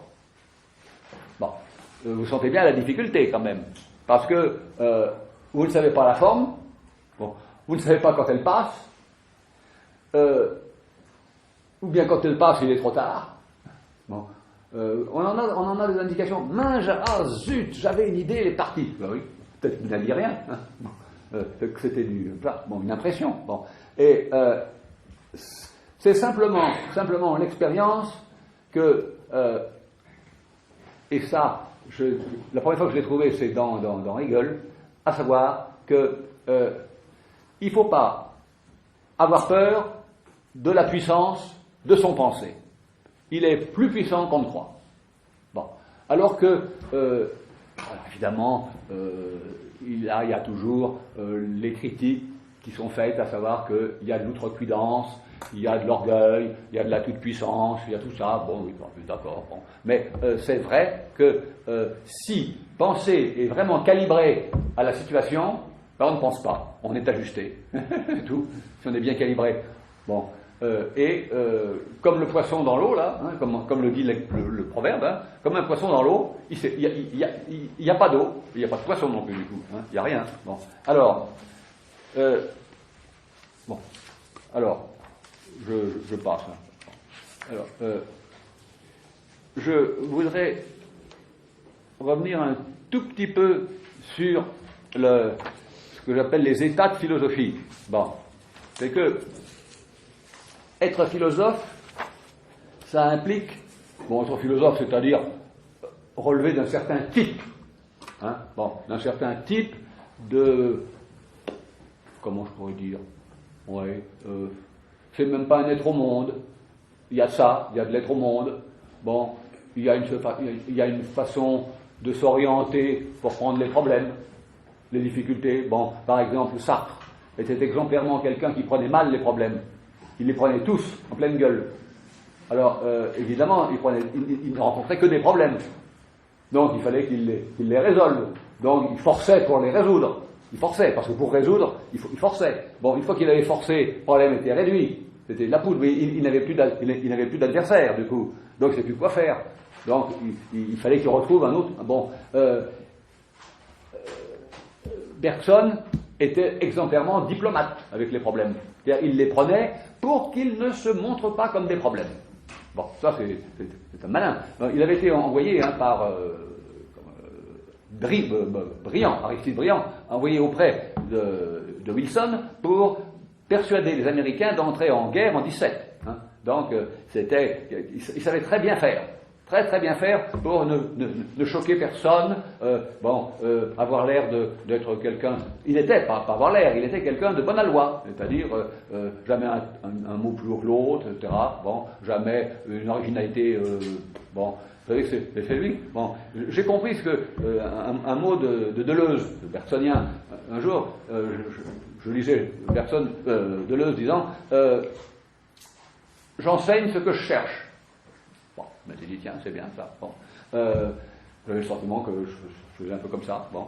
Je n'enseigne pas, je cherche. Bon. Et je cherche, j'y suis. Bon, puisque c'est ce que je viens de dire depuis le début. Bon, j'y suis. Alors si j'y suis, bon, il faut que j'enlève ce qui me gêne. Bon. Et Bergson dit, aucun cours ne doit être original. C'est exactement le contraire. Autrement dit, un cours ne doit pas être original et on ne doit pas faire passer sa pensée dans un cours. Un cours, c'est un truc académique, on est là pour apprendre ce que Kant dit, bon, et pas pour dire ce que moi je dis de Kant. Bon, alors, donc les cours de Bergson ne sont pas, moi je trouve pas, j'en ai lu, ça me passionne pas, bon, parce que, je préfère le lire par moi-même, le Plotin, etc., bon, et pourtant c'est très clair, c'est d'une clarté, c'est formidable, alors là, celui qui ne comprend pas, on se demande, bon, alors, non, je ne reviens pas, vous avez compris. J'agis simplement sur le fait que ce que j'appelle l'immersion dans un texte ou dans une doctrine, je parais souvent négliger les doctrines. Bon, ne le croyez pas, c'est parce que j'ai du passé derrière moi et qu'il y a des époques de ma vie où j'ai été dans les doctrines. Bon, quand je faisais des cours sur Plotin, c'était pas, bon, il y a peut-être un peu de moi dedans, mais c'était Plotin quand même, bon, ou c'était Kant, etc. Bon, et par conséquent, je ne méprise pas les doctrines, mais je pense que il faut entrer dedans jusqu'à ne plus avoir de soi. Bon, c'est une épreuve, évidemment, c'est un peu dur comme épreuve. Bon. Plus de soi. Bon, c'était Alquier qui disait tout le temps les gens qui font des travaux sont beaucoup trop pressés de devenir eux-mêmes et de quitter l'école des maîtres. Bon, alors lui, il pas quitter l'école des maîtres. Bon, il faut la quitter quand même. Il faut, et le parricide, il doit être fait. Il faut tuer le maître, il faut tuer le père. Bon, ça, c'est sûr, ça. Bon. Pas de doute. Bon, mais et donc mais le tuer, c'est reconquérir le bord. Bon, vous comprenez bien ma logique. Bon, alors la difficulté, c'est que tous ces états sont superposés et simultanés. On est en même temps en crise, dedans, sur le bord et à nouveau dedans. On va dire c'est pas possible. Bah oui, je sais bien. Si, on est en même temps tout ça. Bon. Ce sont des états superposés. Je crois que le mot traîne quand les gens expliquent une chose que je n'expliquerai jamais parce que j'y comprends rien, c'est la dite théorie des quanta. Bon, moi je déteste, parce que faire de la vulgarisation, parce que j'y comprends rien en plus, et que j'aime pas ne pas avoir été dedans. Bon, il faut avoir été dedans jusqu'à y disparaître. Un mathématicien, il disparaît. Un physicien, il disparaît. Bon, il n'a pas le droit de dire « moi, je pense que… » Bon. Et ça, c'est décisif. C'est décisif. C'est même le point majeur. Et le point où il faut beaucoup de force pour disparaître. et beaucoup de courage, parce que bon, et puis ensuite il y a une troisième étape qui n'est pas plus commode, qui est se tenir sur l'extrême bord, hein, c'est très difficile ça. Bon, et puis ensuite, une fois qu'on est sur le bord, il faut réentrer à nouveau dans autre chose cette fois-là, mais alors de façon complètement originale, c'est-à-dire sans modèle. Sans modèle, il n'y a plus de modèle. Bon, c'est-à-dire, si vous faites du Rimbaud, faites rien. Hein. Si vous faites comme Rimbaud, vous faites du Rimbaud ou du Mallarmé, faites rien. Bon, c'est ça qui est curieux quand même. Hein. Si on fait du Mallarmé, on ne fait rien. Ça m'a toujours étonné ça. Si on fait on peut s'amuser. Moi, quand j'étais potage, je faisais avec des copains, on faisait des vers comme ça. Alors, José Maria de Heredia, vous avez pas, c'est facile, parce que c'est clinquant, c'est pas mal fait d'ailleurs. Hein, les sonnets, ça sonne bien le dernier vers, qui est d'ailleurs, c'est la règle du sonnet, qui doit résumer l'esprit du sonnet. Ils étaient très bons chez Heredia. Bon, donc je fais des sonnets comme ça. Bon, mais c'est ridicule. Bon, c'est totalement ridicule. Bon, c'est pas grave, mais comment ça se fait qu'on ne fait rien quand on est en second? Ça, je l'ai jamais bien compris. On ne fait... Bon, c'est comme ça. Hein, bon, je me dirais c'est simple. Mais enfin, alors, bon, j'approche de quelque chose qui, je ne sais pas si je vais avoir beaucoup de temps, mais enfin, voilà. Alors, je passe maintenant. Bon, j'ai donné les grandes lignes je vais revenir sur chaque étape plus tard. Hein, de chaque état de philosophie. Bon, il y en a qui restent évidemment en cours, hein, en cours. Bon, Husserl reste au cours. Bon, Hegel est évidemment, je sais pas comment dire. Il aime pas le bord, il trouve ça abstrait. Bon, il a eu des crises, mais après, bon, après avoir écrit la Phéno, il a une grande crise. Bon, mais je le vois plutôt, moi, dans l'immersion, mais il y a un soi anonyme qui est formidable, évidemment. Bon, c'est le soi opérant, philosophiquement, bon. Alors, bon, ça, je verrai un peu le détail, là, bon. Mais maintenant, je passe, après, donc, vous y êtes, hein, c'est deux affaires qui sont peut-être parallèles, qui sont peut-être la même sous deux points de vue, à savoir comment on est, du verbe être, dans la philo, comment on est dans l'époque. Bon. Être vraiment dans l'époque, c'est être capable d'en dessiner la topique. Bon. Tant qu'on ne peut pas dessiner la topique de l'époque, on n'est pas à l'aise, on n'est pas bien. Bon. Alors, la topique, c'est, dans mon esprit, quelque chose qui relève du schème. Schème, la semaine prochaine, dans 15 jours, je parlerai un peu disons, du schématisme dans la raison pure. Bon, non pas pour faire un cours dessus, parce que je n'ai plus envie, mais pour réactiver ce qu'il y a de formidable dans le schème, c'est-à-dire exemplairement ce que je disais tout à l'heure, une de ces notions bâtardes. Bon, comme Platon parle de raisonnement bâtard, c'est-à-dire c'est pas bon, notos, hein. Bon, c'est bien notos, hein, le bâtard. Hein, bon. Eh bien, c'est une notion bâtarde qui permet de mettre en affinité le conceptuel et l'intuitif. Bon. Et c'est un travail de l'imagination, ça. Hein. Bon. Je vous disais que mon instrument, c'est l'imagination. Bon. Eh bien, c'est vrai. Bon, à savoir que l'imagination, c'est arriver à trouver, capter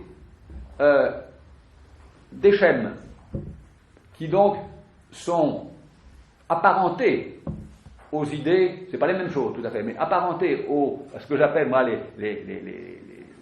les pensées météores, bon, et qui permettent d'effectuer pas un passage, mais comment je dirais, une affinité entre ce qui n'est pas du tout affine, qui n'est pas du tout du même registre, c'est-à-dire le conceptuel, la signification et l'expérience de l'espace. Bon. Alors, là, la topique dont je parle, c'est évidemment un schème qui devrait permettre de comprendre qu'une époque, c'est la jointure d'une spatialité et d'une temporalité. Bon. Le mot époque le signale qu'il y a de la temporalité. Mais alors, quand on dessine, bon, je ne vais pas le faire, quand on dessine quand on a réussi à dessiner la topique, je demandais à des gens qui connaissent bien ça, c'est-à-dire en gros les historiens de l'art, à partir de quand il faut remonter cette topique classique, c'est-à-dire celle à horizon. Hein. Bon, ils la font remonter à la Renaissance. Bon, donc elle a tenu longtemps. Hein. Bon, il est certain que dans les miniatures médiévales, c'est pas la même chose. C'est pas la même chose. Je ne sais pas ce que c'est comme topique. Hein. Bon, il faudrait chercher. On ne peut pas le savoir d'avance. Hein. Bon, mais il s'agit de faire c'est pas un dessin, mais même s'il y a un support de dessin, c'est pas ça qui compte. C'est que on arrive à faire tenir ensemble par une sorte précisément d'affinité ce qui n'est pas d'emblée de même registre, à savoir la temporalité et la spatialité. Bon. Même si il y a eu des confusions très fortes, et si, par exemple, Bergson dit que généralement quand on parle du temps, on parle de l'espace. Bon, mais bon. Alors, dessiner une topique, c'est donc ça qui vous signale et qui signale que vous appartenez à l'époque. Voilà, c'est la thèse que je soutiens. Bon. Tant qu'on ne peut pas dessiner la topique, ben on ne sait pas. Bon, on ne sait pas. Bon. Alors, c'est un truc qui, bon, Aristote, je passe à Aristote, Kant, Freud, bon. Aujourd'hui, ça a eu un moment, vers 70, de regain, puis c'est un petit peu retombé. Bon. Je pense que pour comprendre ce que je voudrais vous indiquer, c'est que le changement de topique que je déclare être en ce moment la raison du flottement. C'est que on n'arrive pas encore à se passer d'horizon. C'est-à-dire que on a beau déclarer t'as fait chaud. Ouais, bah, si tu veux. Bon, vas-y un peu, oui. Il fait froid, on verra.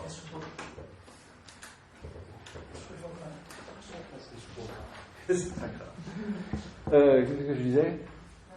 On ne peut pas se passer d'horizon. Pardon? On ne peut pas encore se passer d'horizon. Oui, on ne peut pas encore se passer d'horizon, c'est-à-dire qu'on a beau déclarer à haute voix qu'on ne veut plus d'espérance, qu'on n'a plus d'attente. Bon, qui déclare ça? Les déçus. Bon, qui déclare ça? Les cyniques. Qui déclare ça? Bon, un certain nombre de gens. Bon, et puis vous et moi, nous avons du mal à nous passer complètement de l'expérience de l'attente. Bon, et l'horizon, c'est pas seulement la ligne au fond, hein, c'est tout ce qui est corrélé à une intention à laquelle je suis déjà là-bas au bout. Je suis déjà à l'horizon, sinon je n'y serai jamais. Hein. Bon, si vous vous mettez en marche à pied en direction de l'horizon, vous savez bien que vous mettrez un peu de temps. Hein. Bon. Ce qui m'amuse, c'est que il faudrait déterminer pour ce marcheur dans la topique, disons, qui est aussi la topique du spectacle, c'est-à-dire on est au théâtre, quoi. On est au théâtre. Bon, seulement l'horizon est bouché par une toile, une peinture, n'importe quoi. Bon, mais qu'est-ce qu'on a dans le dos? Alors, un analyste, quelqu'un qui vous pousse, je vous le disais tout à l'heure. Bon, l'histoire. Bon, on parle tout le temps là du truc de clé et de l'ange de l'histoire. Vous connaissez ça, non? Bon, hein, oui. Bon, eh bien, c'est pas inintéressant ça. Bon, alors. Je passe là vite. Bon, je veux dire que ce qui est en conflit, c'est une topique qui est dans le fond indiquée par le théâtre à l'italienne. le théâtre à l'italienne. Bon, c'est-à-dire le théâtre grec, je ne sais pas bien, parce que je ne sais pas bien comment se passaient tellement de discussions sur les représentations que j'ai perdu mon grec là-dedans. Donc j'ai laissé tomber, je ne sais pas, ce qu'est l'apparition du deuxième acteur, troisième acteur. C'est très difficile ça. Et puis comme c'est une discussion entre savants, là, moi, bon, mais c'est intéressant de comprendre que si on n'a pas dessiné l'esquisse du temps et de l'espace auquel on appartient, on ne va pas s'orienter. Bon, on ne peut pas s'orienter. Bon. Alors, la deuxième topique, celle qui est en train de venir, c'est que c'est une topique qui a été obligée de faire son deuil de pas mal de trucs. Hein? Bon, je vais essayer de vous trouver ça tout de suite. Bon. Je ne sais pas si je vais le trouver tout de suite. Peut-être que si.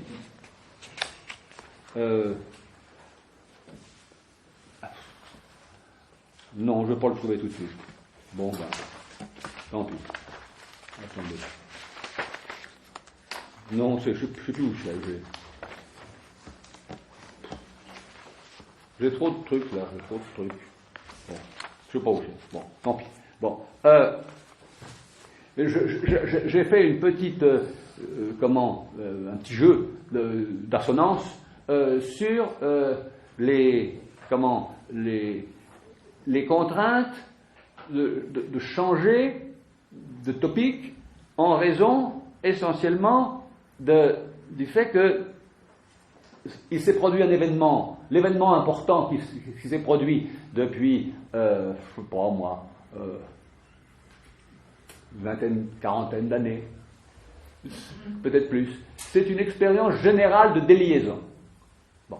La déliaison a été sans doute l'un des événements météores les plus importants. Ça s'est délié partout. Bon. Et quand ça se délie, vous ne pouvez plus construire un théâtre. Vous ne pouvez plus construire un théâtre.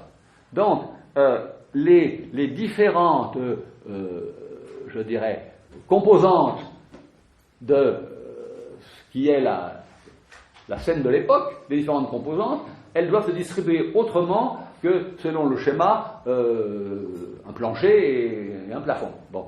Alors, j'ai imaginé que ça pouvait se distribuer en ce que j'appelle des strates.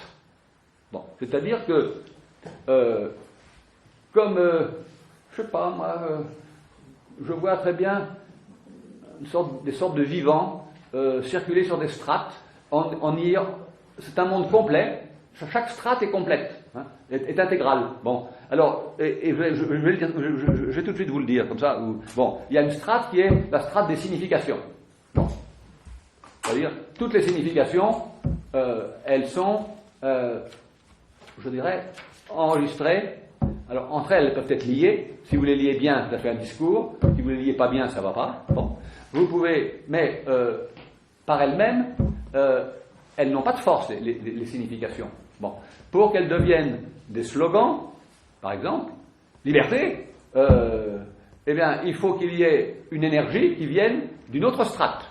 Bon, alors, il y a la strate des énergies. Ce que je ne sais pas, c'est, il faudrait écrire un traité, il existe sûrement, mais moi je n'y connais rien, un traité de la distribution des énergies. Comment ça se distribue de l'énergie? Et qu'est-ce que c'est déjà? Bon, parce que c'est ésotérique, le mot énergie, hein, pour moi. C'est ésotérique. Bon, je pense que les physiciens ont pris soin de donner des définitions qui mettent de côté toute menace d'ésotérisme. Mais énergie, pour moi, c'est tout à fait occulte. Bon, tout à fait occulte. Bon, la philo, elle s'en fiche, elle n'est pas inquiète de l'occulte. Bon, si, les anglo-saxons n'aiment pas trop ça. Bon, mais les Allemands, si. L'occulte, ça leur fait pas peur. Bon, alors, il y a un deuxième... je dirais, troisième plan, qui est un traité que j'appellerais un traité des articulations. Autrement dit, je verrais une strate où il n'y a, ce serait les grammaires, quoi, les syntaxes. Il n'y a que des affaires de jointure. Alors, toutes les formes de jointure, bon, on peut vivre dans le... Pas bien, mais on vit dans les jointures, très bien. Bon, enfin, très bien, on vit. Bon. Alors, ce que je ne sais pas, et ce que je n'arrive pas à faire, c'est dénoncer. Bon, j'ai fait le travail, j'ai commencé, et j'en ai trouvé une vingtaine, mais c'est pas bon, c'est trop ça, c'est trop. Bon, j'ai trouvé une vingtaine de strates. Attendez, je vais essayer là, je vais tâcher de le retrouver. Des strates qui, s'il y en a 20, c'est beaucoup trop. Bon, 3, c'est pas. J'en ai trouvé 3, là, jusqu'à maintenant, la strate des significations. Vous voyez bien que la strate des mots, quoi. Hein, bon, ça fait le traité des catégories, par exemple, le traité des catégories. Il y a eu une initiative, l'idée est bonne, la réalisation est mauvaise. On a demandé à un certain nombre de philosophes contemporains de première importance de faire une lecture du traité des catégories pour le XXIe siècle. Mais la plupart d'eux, c'est Lascar, n'ont pas compris qu'il ne s'agissait pas du tout de commenter le texte d'Aristote, mais qu'il fallait au contraire trouver chez nous ce qui était l'équivalent de la dite catégorie. Bon, le problème n'était pas de savoir ce qu'on appelle substance aujourd'hui, c'est pas ça du tout. Mais le problème était de savoir comment on se passe aujourd'hui du terme substance. Bon. Comment on s'en passe? Comment, par exemple, on se passe du terme lieu? Il n'y a plus de lieu aujourd'hui. Bon, il n'y a plus de lieu. Bon, là, je n'ai pas le temps, hein, parce qu'il va être l'heure, mais je crois que je pourrais le démontrer. Bon, bon, il y a du trafic général, bon, il y a du flux permanent, il y a du trafic, du transport, tout ça, bon, du transit, mais il y a plus de lieu. Bon, d'ailleurs, les lamentations d'Heidegger sur la perte de lieu, bon, ça indique bien qu'il avait flairé la chose, lui. Bon, c'est pas du tout, je vais revenir au lieu, là, avec la piété qui est associée, tout ça, voilà, bon, mais, alors, attendez, je vais essayer de vous indiquer qu'est-ce que j'avais trouvé. Il y en avait toute une tapée de... Oui, ça va. Voilà. Bon. Attendez. Je trouve plus rien aujourd'hui. J'ai trop de papier. Bon. Non, ça va pas. Bon, écoutez, on va s'en passer, hein, tant pis. Je vous donnerai ça l'autre dans 15 jours, à l'autre séance. Bon, alors, ce que je voudrais simplement indiquer pour finir, c'est que je ne sais pas du tout comment va se réaliser la composition des deux topiques qui rentrent en conflit comme ça. Bon, il y en a une qui se cramponne et qui veut rester. Bon, par exemple, on ne veut plus de transcendance. Vous avez remarqué? On ne veut plus entendre parler de ça. Bon, parce qu'on associe ça immédiatement à la curaillerie. Bon, on a tort. On a gravement tort. Parce que la transcendance, d'abord, on n'y est pas comme ça. C'est ce qui est révélé, ce qui est indiqué quand on a été contraint à une expérience non ordinaire. Quand vous avez fait un casse, vous avez fait un meurtre, vous connaissez la prison. Mais pas comme ça, pas en rigolant. Vous connaissez la prison, et je ne crois pas que ce soit très marrant. Mais vous découvrez une transcendance, là, pour moi. C'est une transcendance. Comme les gens qui ont été malades, sérieusement malades, pas un rhume, hein, la grande maladie. C'est une transcendance. Par conséquent, et puis, la folie, c'est une transcendance.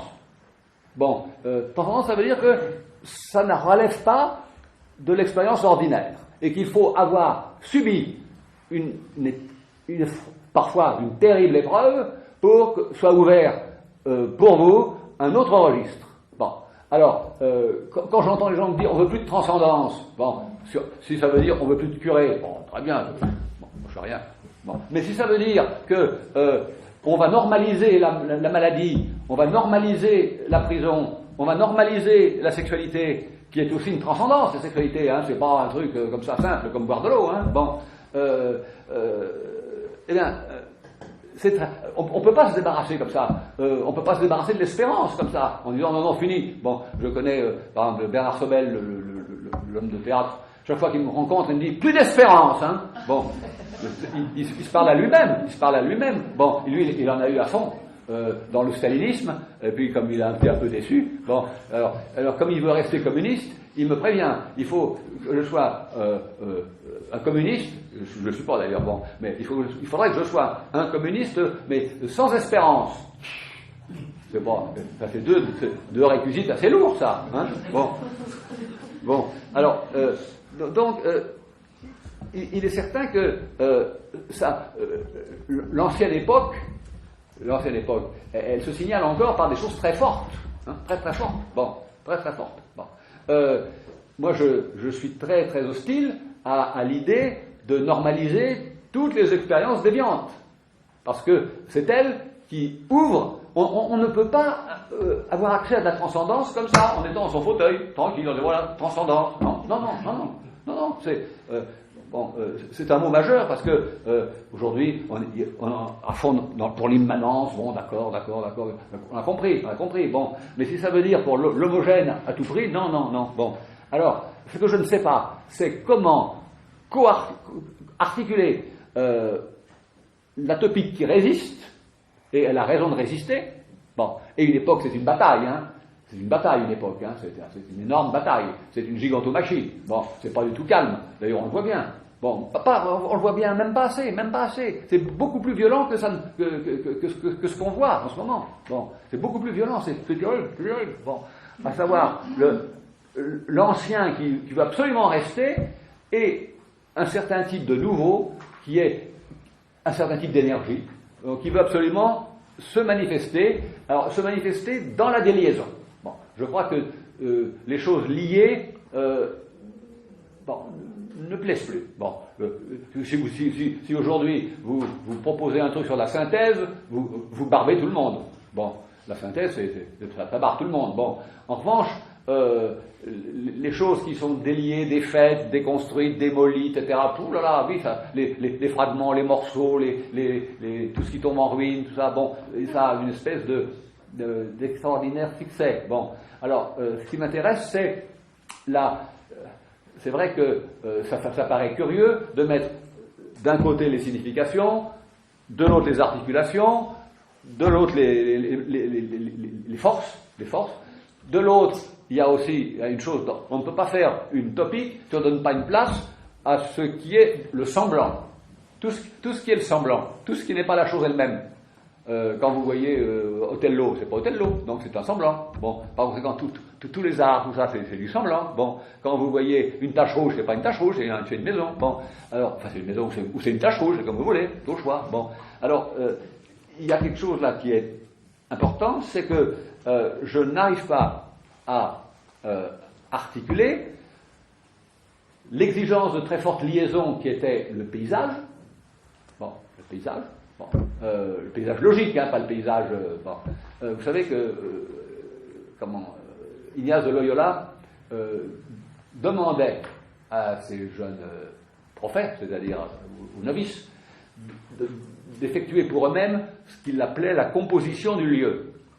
C'est-à-dire, c'est l'expression, la composition du lieu. C'est-à-dire que quand le novice lisait le bréviaire ou l'évangile, surtout l'évangile, bon, il lisait la Samaritaine, l'épisode de la Samaritaine, il lisait l'épisode, de la résurrection de Lazare, eh bien, il fallait que le jeune jésuite compose en lui-même le scénario, qu'il visualise la scène. Ça, c'était évidemment une spiritualité directement opposée au Parfaillot, hein, qui ne voulait absolument pas qu'on commence à faire du spectacle et du théâtre. Vous savez comment Calvin pensait du théâtre, hein. Bon, pas beaucoup de bien. Bon, et par conséquent, alors que les jésuites sont des maîtres dans l'enseignement par le théâtre. Il y a des théâtres, des pièces jésuites formidables d'ailleurs. Bon, l'un des correspondants de Heidegger, le père, un jésuite qui s'appelle Richardson, ouais, que j'ai connu autrefois, bon, qui était un drôle de gars, bon, avait non seulement joué Édipe Roi en grec, aux États-Unis, hein, bon, mais il avait composé une tragédie grecque, en anglais, alors pas en grec quand même, bon, en anglais, et il l'avait joué, bon, et ça c'était destiné à rendre réel un sentiment, une sensation, une idée, etc. Bon, autrement dit, la spiritualité de Ignace de Loyola est tout à fait inscrite dans la topique ancienne, bon, qui est une topique de la liaison qui fait que le paysage est construit. Bon, aujourd'hui, qu'est-ce que c'est que la déliaison? C'est sans doute pour moi pas un événement au sens qu'on le voit, une bombe qui éclate, c'est pas comme ça. Bon, mais la déliaison, c'est petit à petit, il y a quelque chose comme ça dans le fond chez Nietzsche quand même. Je suis sûr qu'en passant, bon, Nietzsche est quelqu'un, je ne vais pas dire parce que c'est trop splendide, mais je suis sûr qu'il y a énormément d'idées météores chez lui, énormément. Bon, chez Pascal, il y en a. Ce sont des hommes qui ont des comme ça une énergie anticipante d'elle-même qui est formidable. Bon, la déliaison, on n'a pas encore. Alors, jusqu'où elle ira, j'en sais rien. Bon, elle va jusqu'à l'élément. Bon, c'est très mauvais, ça, aller jusqu'à l'élément, hein, parce que on est tout seul, isolé comme ça dans son coin. Hein. Bon, mais vous savez bien comme moi que les liens sont défaits, beaucoup de liens sont défaits. Bon, on le dit, ça, la socio le dit à Thierry Larigot. Bon, alors là, je lui laisse les propos. Mais ce qui m'intéresserait, c'est de trouver les chemins de ce que fut l'entrée en scène de la déliaison. Parce que c'est quand même très lié chez Marx, hein. Très lié chez Marx. Bon, c'est encore très lié chez Husserl, très lié. Bon, alors, très lié chez Heidegger, bon, très lié. Bon, donc c'est plus récent, ça, c'est plus récent. Bon, donc il faut que je voie ça, et puis, à partir de là, une fois que j'aurai à peu près trouvé, si je trouve, la façon de rendre compatibles les deux topiques, bon, eh bien, d'essayer de décrire un peu concrètement chacune, parce que je n'ai pas encore fait ça, hein. Bon, autrement dit, je prendrai par exemple le traité des catégories, parce que ce travail existe, donc bon, j'imagine déjà 3 traités, bon, un traité des catégories, un traité des articulations, un traité des forces, bon, et bien je prendrai les catégories, bon, aujourd'hui, les significations, je précise que la catégorie, ça veut dire la signification sans liaison. Donc, Aristote n'ignore pas qu'il y a du non-lié. Bon, il y a du non-lié. Bon, mais, comme telle, elles n'existent pas, les catégories. Ce sont des abstractions. Ce qui existe, c'est le discours, c'est-à-dire la situation liée. Bon, catégorie, ça veut dire, c'est pas des existants, les catégories, hein, c'est pas des choses qui existent. Ce sont des irréalités. J'ai fini, monsieur, hein, oui. Ce sont des irréalités. Bon, ça veut dire, catégorie, ça veut dire que quand on parle de quelque chose, on en parle nécessairement selon ce que c'est, selon la couleur que ça a, selon le poids que ça a, selon le lieu où c'est, selon que ça se coupe ou pas, etc., etc. Bon, et chaque fois qu'il y a différentes façons de dire quelque chose de quelque chose, c'est une catégorie. Bon, ça, ce sont des termes, ça s'appelle des noms de concepts, ça, ce sont des titres de concepts. Bon, ça n'existe pas surtout, hein. Bon, si vous faites exister les catégories, vous fabriquez des monstruosités. Bon, alors, ce que je voudrais, bon, c'est essayer de comprendre comment on peut à la fois tenir le lié et le mal lié, sous l'expression que je dis du rapport faible. Le rapport faible ou peu lié. Un peu lié, pas trop. Mais ça, c'est une phrase, je sais pas. Ou bien c'est lié, ou bien c'est pas lié. Bon. Et c'est difficile, ça. Bon. Et c'est tout près du problème du rapport sans rapport. Hein. Bon. Comment une œuvre d'art est-elle liée à son époque? Comment vous êtes lié à votre époque? Vous êtes à la fois très lié et pas du tout lié. Bon. Mais ça, il faut le montrer. Alors voilà. Bon. Donc, à dans 15 jours. Hein. Merci.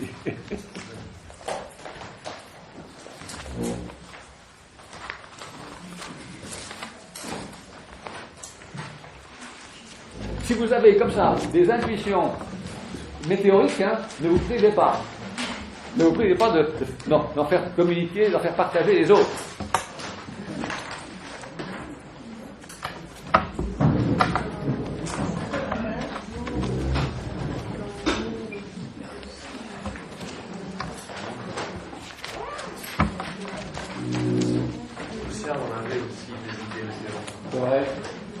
C'est difficile de réfléchir. Oui. Peut-être une idée de chant, je pense à Peut-être de chant, oui. quelque chose de quintessentiel. C'est un phénomène qui empiète entre le monde de la subjectivité, mais c'est la même étoffe, mais on ne pense rien. Et ça fait chant. Et c'est ce qui fait qu'il se lève tous les matins. C'est-à-dire, quand il part au boulot. Parce qu'il a vu, j'ai l'impression,